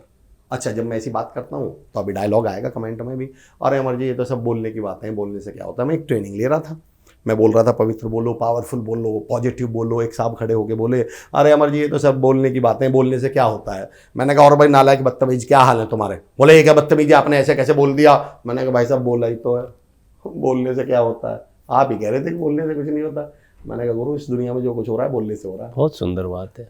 बोलने के ऊपर युद्ध हो गए। अभी फिलहाल जो हालात दुनिया के चल रहे हैं केवल बोलने के दम पे चल रहे हैं। एक साहब है, सुबह उठ के पता नहीं क्या बोल देते हैं, उनका चौथे दिन का काम पता नहीं क्या है बोलने का। उन्होंने इस पूरी दुनिया को नरक ही जो बना डाला। मेरा पॉइंट ये है कि बोलने के ऊपर तो ये सारी दुनिया चल रही है। आप अक्सर लोगों से मिलिए, बॉस से क्या नाराजगी है, बॉस ने ऐसा बोल दिया था। जीजा जी के पास क्यों नहीं जाते, जीजा नहीं है ऐसा बोल दिया था। पापा जी से बातचीत क्यों बंद है, अरे यार पापा जी ने ऐसा। सारी दुनिया से इंसान मुंह फुलाए घूम रहा है बोलने के ऊपर, और फिर पता है डायलॉग बाजी क्या कर रहा है, बोलने से क्या होता है। मैं कहता हूँ जिसको ऐसा लगता हो बोलने से कुछ नहीं होता, उसे एक बहुत प्रैक्टिकल बहुत आसान सा काम दे रहा हूँ सर। गाड़ी के चलने में हॉर्न का कोई रोल है क्या सर? नहीं। गाड़ी में हॉर्न ना हो तो कोई दिक्कत है? कुछ हद तक भाई वैसे तो भाई या तो पेट्रोल से चलेगी, स्टीयरिंग से चलेगी, मतलब चलने में कोई दिक्कत नहीं सर। चुनौती दे रहा हूँ जितने लोग टीवी देख रहे हैं, जितने लोग इस पॉडकास्ट को देख रहे हैं, आज मेरे कहने से 10 किलोमीटर बिना हॉर्न के गाड़ी चला के दिखा देना। अगर जिंदगी में दोबारा गाड़ी रोड पर निकाल लो तो मेरा नाम बदल देना। बिल्कुल कोई दिक्कत नहीं है। पर अगर हॉर्न के बिना गाड़ी चला दिया सर, सिर में दर्द हो के आओगे। मतलब आप गाड़ी फेंक के मारो, गाड़ी से उतर के सबसे पहले 2 लात गाड़ी में ही मारोगे, हर दिमाग खराब हो गया। सर हॉर्न की कोई वैल्यू नहीं है, पर बिना बोले हॉर्न गाड़ी चलेगी नहीं। मैं कह रहा हूँ बिना बोले काम चलेगा नहीं इस दुनिया में। क्या बात है। एक अलग पॉइंट है सर, मुझे याद आ गया, मैं शेयर कर देता। जी जी जी बिल्कुल। मैनिफेस्टेशन पे बात चल रही थी, बोलने की ताकत बता रहा हूँ, बोलना कितना महत्वपूर्ण है। तो एक मैनिफेस्टेशन पे बात चल रही थी, तो मैंने अपने एक पॉडकास्ट में ये बोल दिया कि मैंने कहा यार देखो मैनिफेस्टेशन ऐसा समझना आप कि जैसे एप्लीकेशन की तरह है। और मैंने कहा आपको बॉस से छुट्टी चाहिए तो फिर आप उन्हें एप्लीकेशन दोगे, और एप्लीकेशन देने के 2 ही तरह के, या तो वर्बल यानी बोलकर, और या फिर रिटन यानी लिखकर। तो एक साहब ने वहाँ कमेंट किया, मेरे दोस्त में, मेरे मित्र में, बोले यार अमर भाई ये सब इंसानों के लिए लागू हैं। तो मैंने कहा कि यार बॉस मन की बात थोड़ी समझ लेगा भाई, आपको लिख के देनी पड़ेगी या बोल के देनी पड़ेगी। मन बोले अमर जी ये तो, अमर भाई ये तो इंसानों पे लागू होता है, भगवान तो मन की बात समझ लेते हैं, भगवान तो है ही अंतर्यामी भगवान। अब मैंने वहाँ तो क्योंकि सोशल मीडिया पे जो कमेंट आते हैं वो इसलिए नहीं आते, आप उनका जवाब दो, वो इसलिए आते हैं देखा टांग खींच दी, तो हम भी टांग खिंचवा लेते हैं। मैंने कहा इनका मन भी तसल्ली पड़ जाए। हम कहते हैं अरे यार बात तो बिल्कुल सही है, पर मैं उसका जवाब क्या देता हूँ, अब बताता हूँ। आपने धार्मिक सीरियल भी देखे, और सर हमने ये सब किताबों में पढ़ा है, धार्मिक ग्रंथों में पढ़ा हुआ है कि लोग तपस्या करते थे, बैठ जाते थे, मन ही मन तपस्या कर रहे, तपस्या 10 साल 5 साल 8 साल 10 साल जितना भी समय, सर उनकी तपस्या से प्रसन्न होकर भगवान प्रकट हो जाते थे। और प्रकट होकर सबसे पहली लाइन क्या बोलते थे? तथास्तु, या बोलो क्या चाहते हो। तथास्तु तो तब कहेंगे ना बाद में, मांग ले। तो पहली लाइन क्या बोलते थे? बोलो क्या चाहते हो। मैं कहता हूँ गुरु तुम्हारे मन मन में तपस्या कर रहे थे, भगवान प्रकट तो हो जाएंगे, पर वो भी प्रकट होकर पहली लाइन ये बोलेंगे बोल क्या चाहिए। देंगे तभी जब तुम मुंह से बोल दोगे, बिना बोले भगवान भी नहीं देने वाले। तो ये जो बोलने की ताकत है, जिस दिन हम इसको समझ गए, तो ये जो हम पहले मतलब आज के पूरे पॉडकास्ट में चर्चा कर रहे हैं ना, तो मैं तो लोगों से निवेदन करता हूँ सिर्फ इतना ही करना शुरू कर दो, दुनिया खूबसूरत है। लोग अच्छे हैं, सब बढ़िया चल रहा है, मस्त है जीवन। और आप 10-15 दिन 20 दिन बाद आपको खुद को लग रहा है मोटिवेशनल स्पीकर होने के नाते, पता है मुझसे कई लोग क्या पूछते हैं सर कि हमारे भाई लगता है सब मोटिवेट हो जाएंगे। मैंने कहा यार ये तो मैं गारंटी नहीं ले सकते यार, मेरी कोई मतलब मैं कह दूँ तो मैं झूठ बोल रहा हूँ ये तो। बोले फिर क्या फ़ायदा मोटिवेशनल स्पीकर होने का? मैं कहा इसका सबसे बड़ा फ़ायदा बताता हूँ। क्या? बोले क्या? मैंने कहा यार मैं दुखी नहीं रह सकता। मैंने कहा मैं परेशान नहीं रह सकता, खुद मोटिवेट हो जाऊंगा। मैंने कहा एक बात बता, मैं अपने नाम के नीचे लिख रहा हूँ मोटिवेशनल स्पीकर लाइफ कोच, तो क्या अब ऐसा संभव है कि मैं खुद ही कहीं रोना बैठ जाए यार परेंद्र बहुत परेशान हूँ, सलाह दो कोई यार, तो नहीं सकता। तो मैंने कहा मेरे मोटिवेशनल स्पीकर होने का सबसे बड़ा फायदा, मैं 24 घंटे मोटिवेटेड रहता हूँ, एनर्जी में रहता हूँ, मस्त रहता हूँ, बढ़िया हैप्पी रहता हूँ। तो मैं कहता हूँ सर लोगों के बोलने का सबसे बड़ा फायदा ये हो जाएगा आप खुश रहने लगो। और अल्टीमेट इस पूरी रामायण का गोल ही क्या है? आप कैसे खुश रहो, आप कैसे चेहरे पे स्माइल रखो, आप कैसे आनंद को प्राप्त हो जाओगे। बोलो खुश रहो कि बढ़िया चल रहा है। एक चुटकुला सुना देता हूँ सर, कोई लेना देना है नहीं इस बात का, इस चुटकुले का।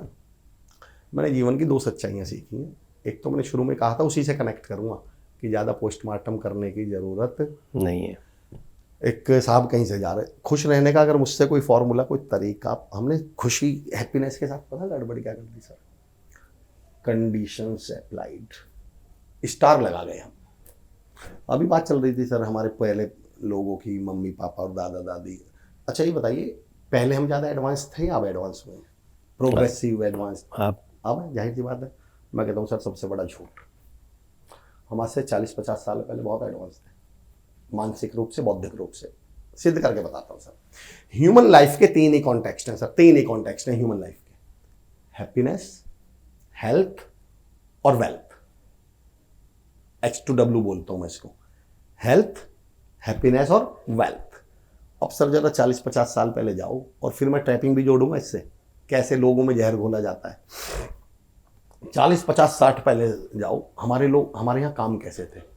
या तो हमारे दादाजी या परदादाजी, और 90% केस में पिताजी, वरना दादाजी और परदादाजी के टाइम का तो यही बात है। या तो 70-30% किसान हुआ करते थे, और या फिर मील वगैरह हुआ करती थी, उनमें मजदूर हुआ करते थे, काम हुआ करते थे, काम करते थे। अब सोच के देखो सर उन्होंने काम कैसे बनाए थे, काम कैसे डिजाइन किए थे। हेल्थ, हैप्पीनेस और वेल्थ, ये तीनों इन्होंने एक ही काम में इंडल्ज की हुई थी, एक ही काम में बनाई हुई थी। कैसे? खेत पे जा रहे हैं, हल लेके जा रहे हैं, और वहाँ जाके फसल बो रहे हैं। तो जब फसल बो रहे हैं, हल चला रहे हैं, तो सर क्या बन रही है उससे? हेल्थ, भाई बॉडी भाई काम करना पड़ रहा है ना सर। खेत काट रहे हैं, फसल काट रहे हैं, तो क्या बन रही है? हेल्थ, फिट रह रहे हैं। उसी हेल्थ को, उसी फसल को जब बाजार में बेचेंगे तो क्या मिलेगा? पैसा, यानी वेल्थ। और उसी फसल को काटते हुए हमारे बुजुर्ग गाना गा रहे थे फिल्मों में, मेरे देश की धरती सोना उगले उगले हीरे मोती। हैप्पीनेस भी कहाँ ले ली उन्होंने? उसी काम में। मजदूरों में देखा होगा आपने, मील में गाने चल रहे हैं, चमका पसीना बन के नगीना, यानी काम में ही क्या है? हैप्पीनेस। चुनौती देता हूं सर, पिछले 30 साल में कोई एक मूवी दिखाओ, एक मूवी जिसमें वर्किंग प्लेस पे हीरो या हीरोइन को गाना गाते हुए दिखाया गया हो, बताइए। आज से 40-50 साल की फिल्मों में हर दूसरी फिल्म में मजदूरों के गाने हुआ करते थे, फैक्ट्री में गाने हुआ करते थे, खेतों में गाने हुआ करते थे, काम करते हुए किसान गाने गा रहा है, फसल मजदूर गाने गा रहा है मील में। आप मुझे पिछले 35-40 साल में, 30 साल में एक मूवी दिखाइए जहां वर्किंग प्लेस पे किसी को गीत गाते हुए खुश रहते हुए दिखा दिया गया। एक्चुअली पिछले 30 साल में पूरा जोर लगा दिया गया ये समझाने में कि स्ट्रेस बहुत है काम में, ऑफिस में तो तनाव है, ऑफिस बहुत स्ट्रेस की जगह है, ऑफिस में खुश कैसे रह जाओगे। अब हम पिछले 30 साल में ये प्रोग्रेस करी है हमने कि हेल्थ, उसके वेल्थ के लिए ऑफिस जाओ, पैसे के लिए, हैप्पीनेस के लिए पब या डिस्को जाओ, और हेल्थ के लिए जिम जाओ, ये हासिल करा। और हम कह रहे हैं हम प्रोग्रेस है, प्रोग्रेसिव, हम एडवांस है, काय का एडवांस है। अब हम काम में खुश रहें, हमारे दिमाग में। मैं इस वाले सब्जेक्ट को आपके रखूंगा, ये बड़ा दिलचस्प सब्जेक्ट है क्योंकि बड़ा सब्जेक्टिव मैटर है। हम डोपामाइन रिलीज जो है वो बहुत अलग हो गया। उस जमाने में छोटी चीजों में खुशियां मिलती थी, लेकिन अब खुशी हासिल करने का स्तर वो बढ़ता जा रहा है, और ये हर एक उसमें होता है। लेकिन इसको रखेंगे, पर आप एक चुटकुला सुनाने वाले थे, मैं सोच रहा था चर्चा का समापन उससे करेंगे, लेकिन आप इस गंभीर बात पे आ गए। वो चुटकुला सुनाइए आप। अब मैं कहता हूँ कंडीशन से हटा दीजिए, स्टार हटाइए सर। है तो ये चुटकुला 2013 में मेरे एक स्टूडेंट ने सुनाया था, और मैं उसका आभार आज तक मानता हूँ। बाबा जीने का ऐसा फॉर्मूला दे गया, जीने का ऐसा नजरिया दे गया। एक साहब अपनी वाइफ के साथ कहीं जा रहे हैं, खुशी का, हैप्पीनेस है तो ये है, ऐसे रह सकते हो वरना आप रह ही नहीं पाओगे। एक साहब अपनी वाइफ के साथ कहीं जा रहे थे, रास्ते में बदमाश मिल गए, गुंडे मिल गए, उन्होंने उनको पकड़ लिया और एक गोला खींच दिया और उस गोले में उस आदमी को खड़ा कर दिया और उससे बोले अगर इस गोले से बाहर आए तो गोली मार देंगे। उसकी वाइफ से मोबाइल छीन लिया, पैसे छीन लिए, जेवर छीन लिए, छीन के भाग गए। पब्लिक इकट्ठा हो गई। अब वो आदमी हंसे ही हंसे हंसे हंसे हंसे हंसे। पब्लिक को लगा यार इसको सदमा वदमा तो नहीं लग गया, क्या हुआ? पब्लिक बोली यार तेरी वाइफ से मोबाइल छीन लिया, पैसे छीन लिए, जेवर छीन लिए और तू हंसा जा रहा है, हंसे ही जा रहा है, ऐसा क्यों? बोले बताऊं, जब वो मेरी वाइफ से मोबाइल और पैसे छीन रहे थे ना, मैं 2 बार गोले से बाहर आया था। और अब ये कितनी बड़ी सबक है। जिंदगी का एक सबक सीखा सर इससे कि जब तुम्हारा सब कुछ लुट रहा हो तो तुम इस बात के मजे ले जाओ, अपन तो गोले से बाहर आए, अपन तो गोले से बाहर आए थे। तो मैं अब कहने के लिए फिर वही वाली बात, अरे सर ऐसा होता। अच्छा एक टैपिंग और बता दूं, जब कभी ऐसी बात करोगे, अरे सर ये तो किताबी बात है, ऐसा जिंदगी नहीं, ये तो पागलों की बातें हैं, मतलब पागल हो जाना कोई, तो पागलों की। और या फिर क्या कहेंगे, अरे सर जिंदगी में ऐसा होता, ये भी पहले ही बता रखा है, जो कुछ अच्छा है वो जिंदगी में। ये इतने चालाक सर, मैं ये बता रहा हूं, कहानी ऐसी गढ़ी है इन्होंने, जैसे ही आप सुधार की बात करोगे, जैसे ही आप बदलाव की बात करोगे, जैसे ही आप नॉर्मल रहने की बात करोगे, सामने वाला पहले ही हथियार लेके बैठा है, और सर रियल लाइफ। और अगर आपके मन में ये सवाल आ रहा है कि ये लोग हैं कौन, मतलब कौन लोग कर रहे हैं, तो ये इसके बारे में अमर जी ने एक संकेत किया था बातचीत के दौरान कि मेजॉरिटी जो है कई बार बहुत डिसअपॉइंट होकर हम नहीं कर पा रहे हैं। हालांकि किसी में कोई फर्क नहीं होता। स्वामी शरणानंद जो मानव सेवा संघ के थे, बड़ी सुंदर बात कहते थे, इस धरती पर कोई मनुष्य ऐसा नहीं पैदा हुआ जो महामानव नहीं बन सकता। कोई भी किसी भी परिस्थिति का हो, तो आप में ऐसा कोई भी नहीं है, लेकिन मेजॉरिटी ने इस ट्रैपिंग को अपने सर पर ओढ़ लिया है। ये अमर जी बताने मैं तो आपकी बात को आगे बढ़ाता हूं, फिर से बोलिए क्या लाइन है वो, कि ऐसा कोई व्यक्ति इस धरती पर नहीं है जो वो जीवन हासिल नहीं कर सकता जो किसी भी महामानव या महापुरुष ने इस धरती पर हासिल किया है। और ये बात उन्हें पता है, इसलिए वो आदमी को इस लायक छोड़ते ही नहीं कि वो महामानव बन जाए। इसलिए तो टैपिंग बनाई। सर आप समझिए, इन्हें मालूम था कि अगर घर की औरत खुश रह गई, हंसती मुस्कुराती रह गई, तो घर स्वर्ग बन जाएगा। पिछले 20 साल में सबसे बड़ी टैपिंग बताइए क्या चल रही है। अभी मैंने थोड़ी देर पहले वो ऑफिस वाली बात, ये हंसी तो दूसरी नहीं, 2 चीज बताता हूँ सर। हर वर्किंग व्यक्ति, आपने पिछले 10-12 साल में, 7-8 साल में स्टैंड अप कॉमेडियंस को एक टर्म यूज करते हुए देखा होगा, कॉर्पोरेट स्लेव, गुलाम। और इतना इसको जेनरिक बना दिया गया, हर आदमी से अच्छा तुम तो कॉर्पोरेट स्लेव हो, यानी 9 से 5 वाले हो, नौकरी पे जा रहे हो, गुलामी कर रहे हो। जिस नौकरी को पाकर आदमी अपने को धन्य समझता था, अपने को दुनिया के चुनिंदा लोगों में गिनता था, भगवान तेरा एहसान है, 30-40-50 हजार रुपए की गुड़गांव में, दिल्ली में, नोएडा में, बेंगलोर में, मुंबई में मेरी तो नौकरी लग गई सर, और बड़ा खुश महसूस करता था। इन्हें लगा अरे ये तो नौकरी मिलकर खुश हो गया। तो इन्होंने क्या कहा, तुम तो गुलामी कर रहे हो भाई, तुम अपनी लाइफ तो जी नहीं पा रहे। मैं एक उदाहरण दे रहा हूं, जितने मेरे भाई हैं, मैं खुद किसान का बेटा हूं सर। आपने एक डायलॉग सुना था मैंने अभी कुछ समय पहले, एक साहब का डायलॉग था, वो भी बड़े साहब है, बोले क्या है इस कॉर्पोरेट लाइफ में, अरे तुम तो कॉर्पोरेट गुलाम हो, दूसरे के हिसाब से चलते हो, 9 से 5 जाते हो, मन हो या ना हो जब भी जाना पड़ता है। इससे अच्छा तो अपने गांव में रह रहे होते, खेती किसानी कर, अपने मन के मालिक तो थोड़ी होते, मन के मालिक तो होते। मैंने कहा गुरु कभी करिए खेती किसानी? मैंने कहा गाँव में 12 के नंबर लगते हैं कि 1 तारीख को फलाने के खेत में चलेगी, 2 तारीख को फलाने के खेत में चलेगी, 4 तारीख। मैंने कहा 4 तारीख में तेरे मामा जी के लड़के की भी शादी हुई ना, और 12 का नंबर तुम्हारा आ रहा हो, तो छोड़ के 12 पे जाना पड़ जाएगा। अरे मैं खेती भी करूंगा तो सर अपने मन से कर लूंगा क्या? मतलब मेरी खेत की बुआई तो आ जा रही है, और मैं अपने, आज मेरा मूड नहीं है, मैं परसों जाऊंगा खेत जोतने। गुरु खेत फसल नहीं होने की है। मैंने कहा वहां भी मजबूरी में ही काम करना पड़ता है, अपने मन से कुछ नहीं होता। तो ये कंपैरिजन ऐसे करेंगे सब चीजों के, पैसे को लेके कंपैरिजन देखना, पैसे को लेके डायलॉग क्या है, पैसे से सच्ची खुशी नहीं मिलती तो क्यों दौड़ रहे हो पैसे के पीछे। मैंने कहा बात तो सही कह रहे हो। मैंने कहा जी ये जो पैंट कमीज आपने पहन रखी है, इसे पहन के भूख मिटती है क्या? बोले जी नहीं। तो मैंने कहा कल से कपड़े पहनना बंद। मैंने कहा यार एक बात बताओ, कपड़े का भूख से कनेक्शन क्या है? अब मैं सवाल ये पूछने लगूं कि कपड़े पहनने से भूख नहीं मिटती, और फिर सिद्ध क्या कर दूं, इसका मतलब कपड़े किसी काम के नहीं। अरे तो भाई मैं कपड़े भूख मिटाने के लिए पहन रहा हूं क्या? कपड़े अपने शरीर को ढकने के लिए पहन रहा हूं, कपड़ा अच्छा लगने के लिए पहन रहा हूं, कपड़ा सभ्य लगने के लिए पहन रहा हूं। पैसे से खुशी नहीं मिलती, तो गुरु मैं पैसा खुशी के लिए कमा भी तो नहीं रहा।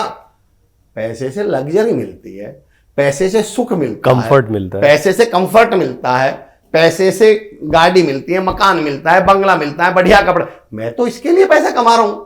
खुशी तो परिवार से मिलती है, खुशी तो दोस्तों से मिलती है, खुशी तो खुश रहने से मिलती है, वो मैं अलग है। पर दो ऐसी चीजों को आपस में कनेक्ट करके इनको नेगेटिव बता देंगे, ये भी ट्रैपिंग है, और हम फंस जाएंगे। फिर हमने डायलॉग सीख लिए, पैसा। आप कभी देखना, हर बात पर पैसे वाले को ऐसे दिखाते हैं, पैसे के पीछे भागकर तुम्हें क्या मिला, क्या सच्ची खुशी मिल पाई? अरे आप कभी एडवर्टीजमेंट देखना सर, ट्रैपिंग बताता हूं कैसे चलो। और यार सर, आपके चैनल पे बात कर पा रहा हूं सर, ये उदाहरण जो मैं इसके बाद लूंगा, अभी पहले कुछ और उदाहरण लूंगा मैं। टैपिंग कैसे चलती है, हर चीज को ऐसे दिखाएंगे कि उसके प्रति क्या कर देंगे, आपने क्वेश्चन ही बदल दिया और दोनों चीजों का आपस में क्या कर दिया, नेगेटिव। एक अलग चीज पे अलग ट्रैपिंग दिखाता हूं। एक ऐड आता था सर, अगर आपको याद हो, विवेक मुश्रान या कोई, उसने विवेक मुश्रान नहीं, कोई और जज कर, मिस इंडिया कॉन्टेस्ट दिखाया जा रहा है ऐसा कुछ, और इसमें जजिस बैठे हैं और जजिस सवाल पूछ रहे हैं, अगर तुम मिस इंडिया बन जाओगे तो क्या करोगे? पहले का, मैं अगर मिस इंडिया बन गई तो अपने देश के लिए ये कर, और ये इधर तीनों बैठ के झूठ, मतलब ये फैब्रिकेटेड है, ये ड्रामा कर रही है। दूसरे से आप क्या करोगे? मैं लोगों की मदद करूंगी, मैं बच्चों के लिए ये करूंगी। तीसरी आती है, अगर तुम मिस इंडिया बन गई तो पहले क्या करोगे? क्या करोगे? बोले जी मैं राजमा चावल खाऊंगी। Honest, very good.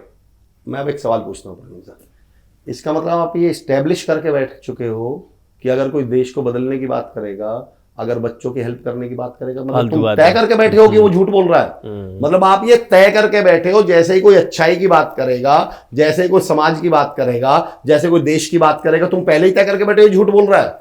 तो तुम्हारी नजर में तो राजमा चावल खाने के लिए उसे मिस इंडिया बनने की क्या जरूरत है? फिर तो यूं ही खा ले।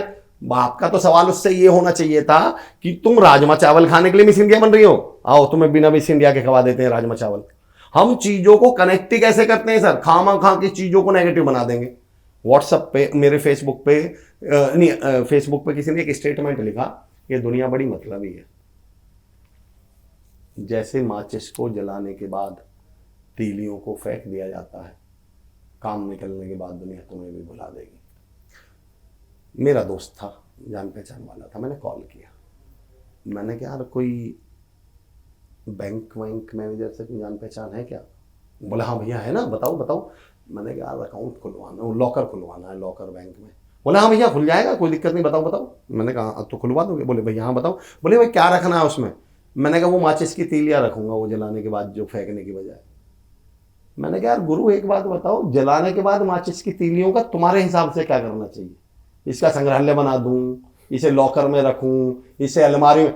अरे यार ये फेंकने की तो चीज है तो फेंकी, तो इसमें इतना माहौल बनाने की क्या जरूरत थी कि दुनिया मतलब है, और तुम्हारे हिसाब से दुनिया जेब में रख ले माचिस की तीली? करे क्या? मुझे ये तो बताओ दुनिया करे क्या? हर बात पे तो दुनिया को आपने ये तो हम सबने डायलॉग सुने कि किन के लिए मर रहे हो, किन के लिए कर रहे हो इतना? ये वही रिश्तेदार हैं जो तुम्हारे मरने पर तुम्हें बॉडी बोलेंगे और करेंगे जल्दी ले चलो जल्दी। मैंने कहा भाई साहब कभी गए हो क्या इस तरह के प्रोग्राम में, किसी की 13वीं या किसी के अंतिम संस्कार में? बोले जी मतलब? मैंने कहा तुम्हें क्या लग रहा है वो जल्दी जल्दी इसलिए कर रहे हैं कि उन्हें तुम्हारा अंतिम संस्कार करके क्लब या डिस्को में जाना है या क्रिकेट खेलने जाना है? वो इसलिए कर रहे हैं कि बेटा जिसके घर में डेथ हुई है ना, उसके जो बच्चे हैं दहाड़े मार मार के रो रहे हैं, उसकी बेटी को अटैक आ जाएगा तो 2 घंटे और बॉडी घर में रह गई, तो उसको देख के अपने डेड पिता को, अपने पिता के मृत शरीर को देख के, अपने सगे भाई के जवान लड़के की डेड बॉडी को घर में देख के माँ मर जाएगी थोड़ी बहुत देर में। वो जो यूं कर रहे हैं ना जल्दी ले चलो जल्दी ले चलो, उनका मकसद सिर्फ इतना है कि जितना जल्दी इस घर से निकाल लेंगे, जितना जल्दी यहाँ से ले जाएंगे, इनको थोड़ा चैन पड़ जाएगा, तसल्ली पड़ जाएगी, नहीं तो यहीं मर जाएंगे ये भी। और मैंने कहा फिर वो अंतिम संस्कार करके तुम्हारे ही घर बैठेंगे, कहीं जा नहीं रहे, भाग नहीं रहे। तुम ये डायलॉग बाजी निकाल के लाए हो कि भैया तुम्हारे मरने के बाद यही लोग जल्दी करेंगे, तो जल्दी करने में ना कोई मजा नहीं आ रहा। जल्दी करने का एक सामाजिक रीजन है, और सामाजिक रीजन इसलिए है कि सर कितने भी कुछ भी हो, जब तक मृत शरीर घर में है तब तक लोग दहाड़े मार मार, मतलब आप कंट्रोल नहीं कर पाएंगे अपने इमोशंस को। जिसका जवान बच्चा चला गया हो तो वैसे ही मर जाएगा, जिसके पिता चले गए वो जवान बच्चे पे संभालना जा रहा है क्या? तो जल्दी का पर्पस से वो जो जल्दी लोग कर रहे हैं ना, वो मतलब ही नहीं है, वो सामाजिक लोग हैं। उन्हें मालूम है ज़्यादा देर मृत शरीर को घर में रखने से आधे तो ये बीमार पड़ जाएंगे, और आके बाद में तुम्हारे यार बैठते हैं और 13 दिन बैठते हैं, पर इसी पे डायलॉग बाजी चला देंगे। ये दुनिया मतलब मैं आपने जो बातें कही ना, हालांकि आप जब बोलते हैं तो इतना आनंद आता, मैं पूरा विश्वास है कि यहाँ पर ये जितने भी लोग सुन रहे हैं इसको, इनके जीवन में भी वो परिवर्तन को महसूस कर रहे होंगे। मैंने कुछ विषय हैं वो तय कर लिए हैं कि अभी आपसे तो और बातचीत जो है वो आने वाले समय में होती रहेगी। हम न्यूज़ इंडिया 24/7 पर कुछ और आपके सेशंस रखेंगे, लेकिन अभी आज जो बातचीत हुई है उसमें जेन जी को लेकर हमने शुरुआत में थोड़ा बातचीत की थी।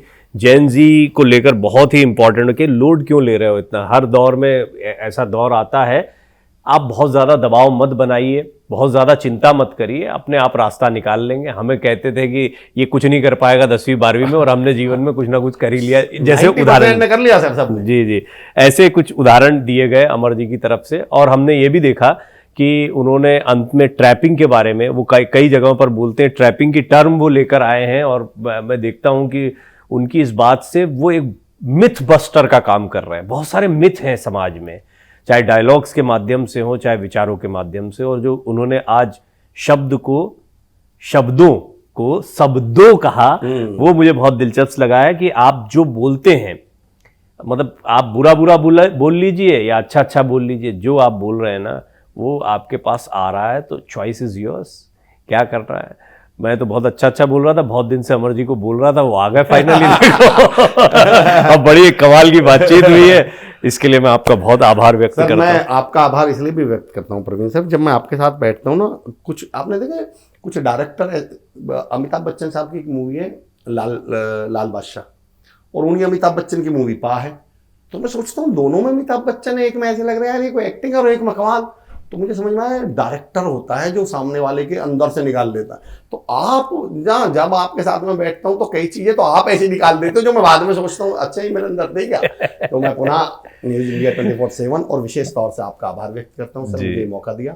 सुनने वालों का बहुत बहुत आभार, आप लोगों ने सुना, बहुत बहुत धन्यवाद। ये बात कह तो ठीक रहे हैं अमर जी, लेकिन ये भी बात सही है कि बोलने वाले के अंदर भी सामर्थ्य तब आता है जब उसे पता है कि हाँ इन प्रश्नों के जवाब यहाँ से आ जाएंगे, हर जगह रखे, हर जगह खर्चा नहीं किए जाते। ये उसके लिए मैं बहुत, इस अवसर को देने के लिए अमर जी का बहुत बहुत धन्यवाद। आप दर्शकों का बहुत बहुत धन्यवाद। इसी तरह अपना स्नेह बनाए रखें। अगले पॉडकास्ट में आपसे मुलाकात करते हैं। देखते रहिए न्यूज़ इंडिया 24/7।